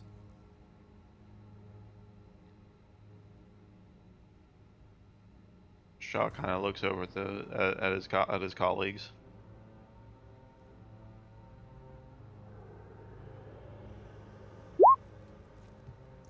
Yeah, Yeah, it's a, it's 2,000 each. it's like seeing the transfer. It's like Scorpio Sky does his best to avoid doing a spit take, and then he just swallows the rest of his wine. He just goes. If we're on, so Yes. respectfully, sir, might I have a moment to confer with my colleagues? Of course. Of course. Take your time. I will confer with Deminda. He steps away to the kind of at the back of this meeting room. It's all lush. There's like a big, looks like one solid piece of armor glass window out into space in the Armada. Mm-hmm. Once he steps away, everyone give me a culture check as you get a chance to just acquaint yourself with the room a bit more and all his like all the drow women bodyguards and stuff. Oh, what a time for a nat 20. And it's even with my -1. You guys have heard of an organization. Back when you were first talking with the hunter, the manager back on Akaton, and you're seeing trappings that represent this organization. Judging from some of the decals around here and the clothing him and his guards are wearing, well, Lord Sinjin has to be part of the Golden League, one of the families there within. And you guys would have learned that, you guys did briefly learn that the Golden League is a very predominant criminal organization, akin to almost like the mob. Oh, that's hilarious. So we ended up paying back the Golden League with its own money because we took the work from Ainsley. Correct. Oh boy. You guys learned briefly, I think, that they were like originally part of like they're on Tianjia on pre-Gap Galarian. There's a bunch of families. It's all decentralized. So, like if one family gets fucked over, the rest aren't gonna get killed immediately.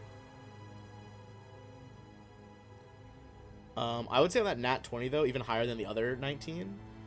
Scorpio, you do remember a rumor you've heard of it. You didn't remember it before, but one of the reasons people are so scared of the Golden League is that each family has their own unit of Jun. Jun are a tattooed, heavily augmented unit of assassins. Yeah, it's like as I was conferring with the others, I'd be like, "You guys, I remember my sister said that these guys, they usually have like assassins, and they got like the augments, you know, like the cybernetic stuff."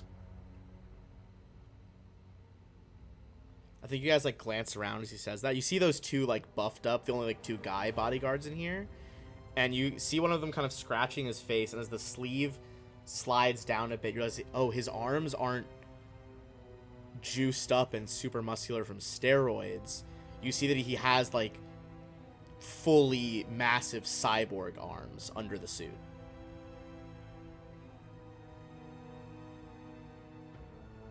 I think at seeing with kind of the revelation on that, Shaw kind of closes his eyes a little bit. I'm not sure we have much of a choice here, especially seeing as we seem to be on the outs with the company despite our best efforts. Well, I'll say this, you know, Sinjin here's is done better for us like in the past 10 minutes than Edge Corp's done for us since we started for him. Can't dispute that.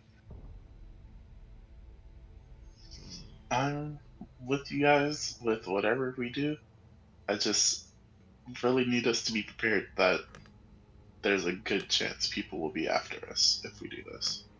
I would expect nothing less. Yeah, well, to be honest, I am almost always used to someone being after me, even if it's family.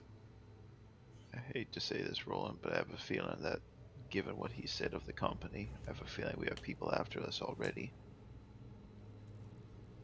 Fair. Just wanted you guys to have that at the front of your mind before we decide. But I agree. We are caught up in things bigger than ourselves here. I don't love it. But I agree with Scorpio that at the very least Lord Sinjin, however colorful his background might be, has at least done better by us than the company has in our time working for it. I may come to regret that, but we'll see. well, with our lack of choice, it seems we have an answer. I agree. I wish to confer with you both before we do this. You guys kind of look up. You see Lord Sinjin is looking over at you all, just kind of waiting for you to wave him over. So, well, I'm ready to do this if you guys are. Same. You all have reached a consensus? Yes. We'll take the job. Wonderful. I'll wire you these sums immediately, and as I mentioned before, Deminda might be able to help you with this. You should quit EdgeCore immediately, before they can do anything. Cash in your severance packages, and once that is all done, I'll have Deminda here be in touch shortly with further details. Real quick, before all this goes into motion, there is a friend of ours that we definitely need someone to protect, just in case. Oh? Do tell. Our I forgot what they're called in universe, but our otter friend, just a Tarika. blanket of protection. Yeah, Tarika.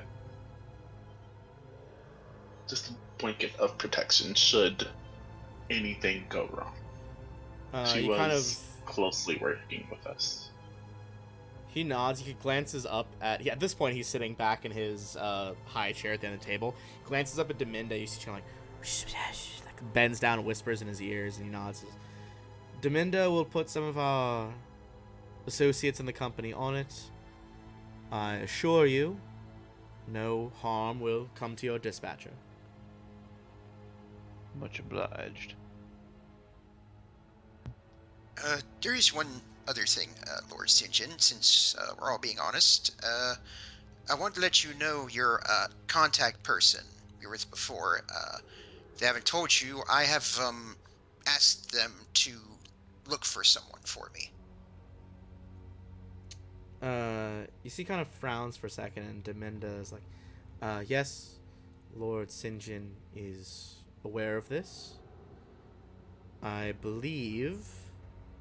He kind of like waves her down again, whispers something in his ear. She nods. We should be able to get that information sometime in the next few weeks, once all the Fant nonsense is over and done with. Oh, yes. Perhaps of course, even of course. sooner if you get things done quickly. Oh, of course. I just wanted to be sure that, since we're all being honest, that you knew what was going on. Lord Sinjin kind of looks at us. You know, and, well, seems you already paid my man and he took the money. By all accounts, Jazid was impressed by your determination. I'm Well, sure we'll get this worked out. What can I say? You know, if you heard her singing, you might feel the same way. I am always one to fund the arts. Now, we'll be in touch shortly. Make sure you muster out of EdgeCore as soon as possible. That way they cannot take any legal or less than legal action.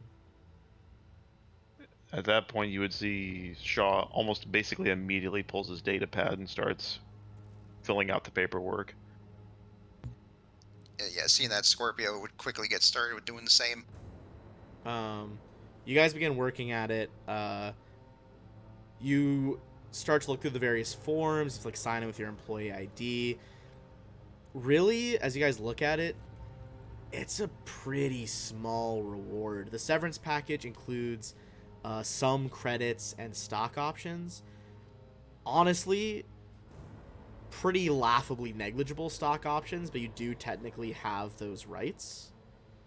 The package is detailed in each of your contracts as you go through it, which are periodically renewed and updated.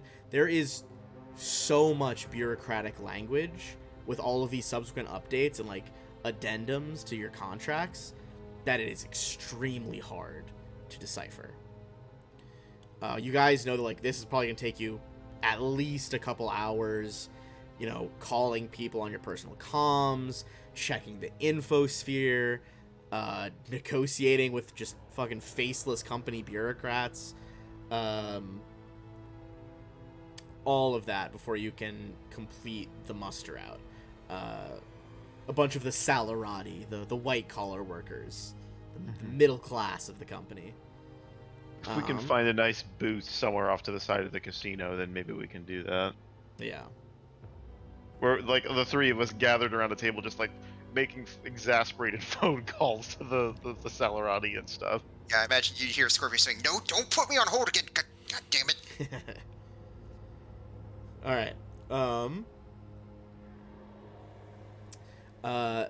So to redeem the severance pay, each of you can attempt either diplomacy, intimidate, or if you have like a profession you think would be relevant, a profession skill, you could do that as well.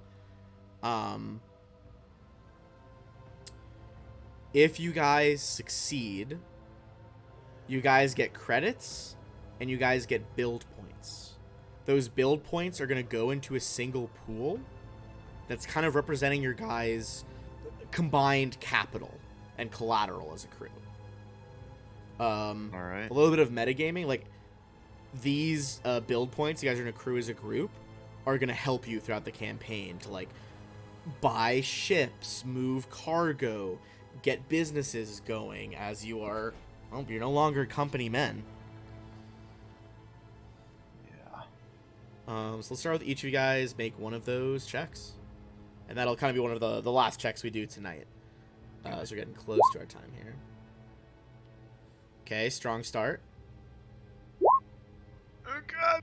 Nice. Oh god. Okay. So by every 5 you exceed, that's going to be an additional 1. So that's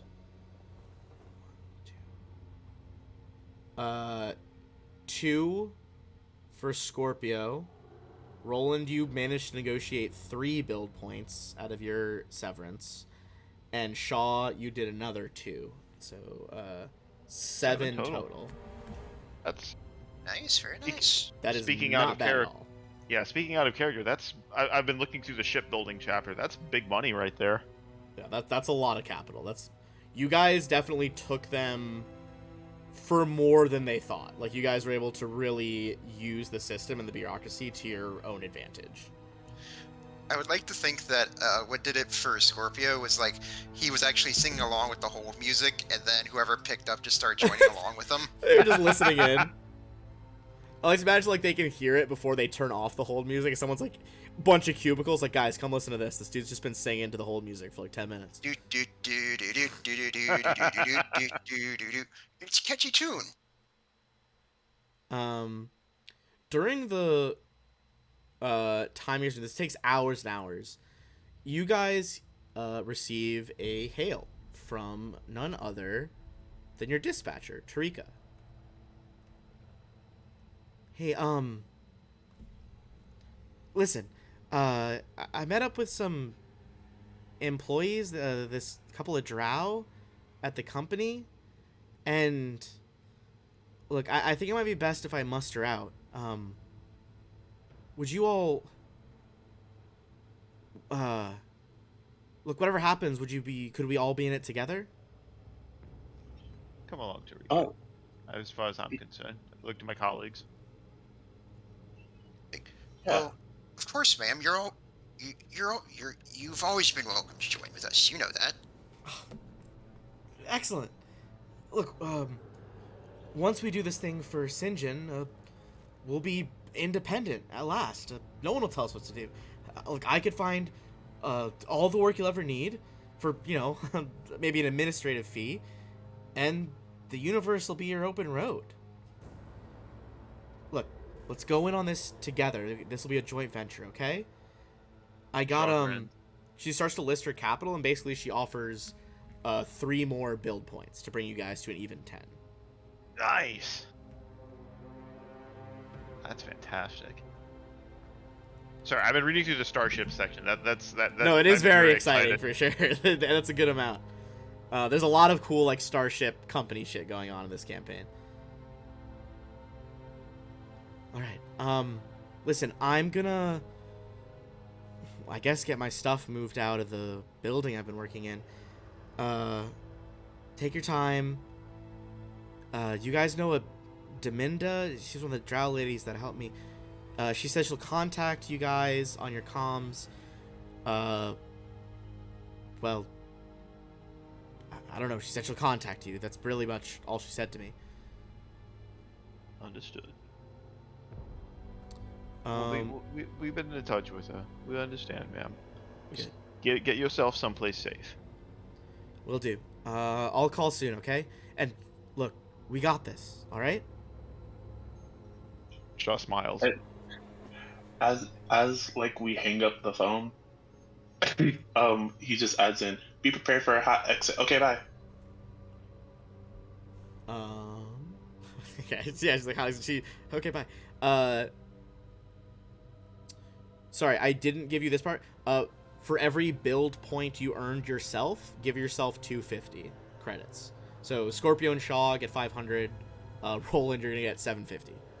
Nice. Nice job, Roland. And then, we'll leave it for this week. You guys get like not even like a phone call, super impersonal. You get a text. It's from Deminda, and it is coordinates to what looks like an uninhabited asteroid out in the diaspora, way out here. And after that, there's a brief follow-up message. It says, once the Oliphant is in your possession, rendezvous with me at this location for the handoff and your payment. That's it. All she says. And we can pick up next time as you guys figure out how you're going to fly on over to the orbital docks of Abalon. All right. Shaw knocks back a ring call at seeing that one. Hell yeah. Good session. That was a lot you got done.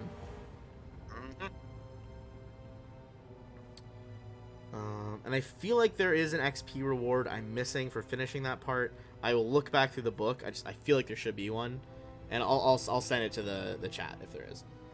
Okay. But other than that, I shall see you guys next week.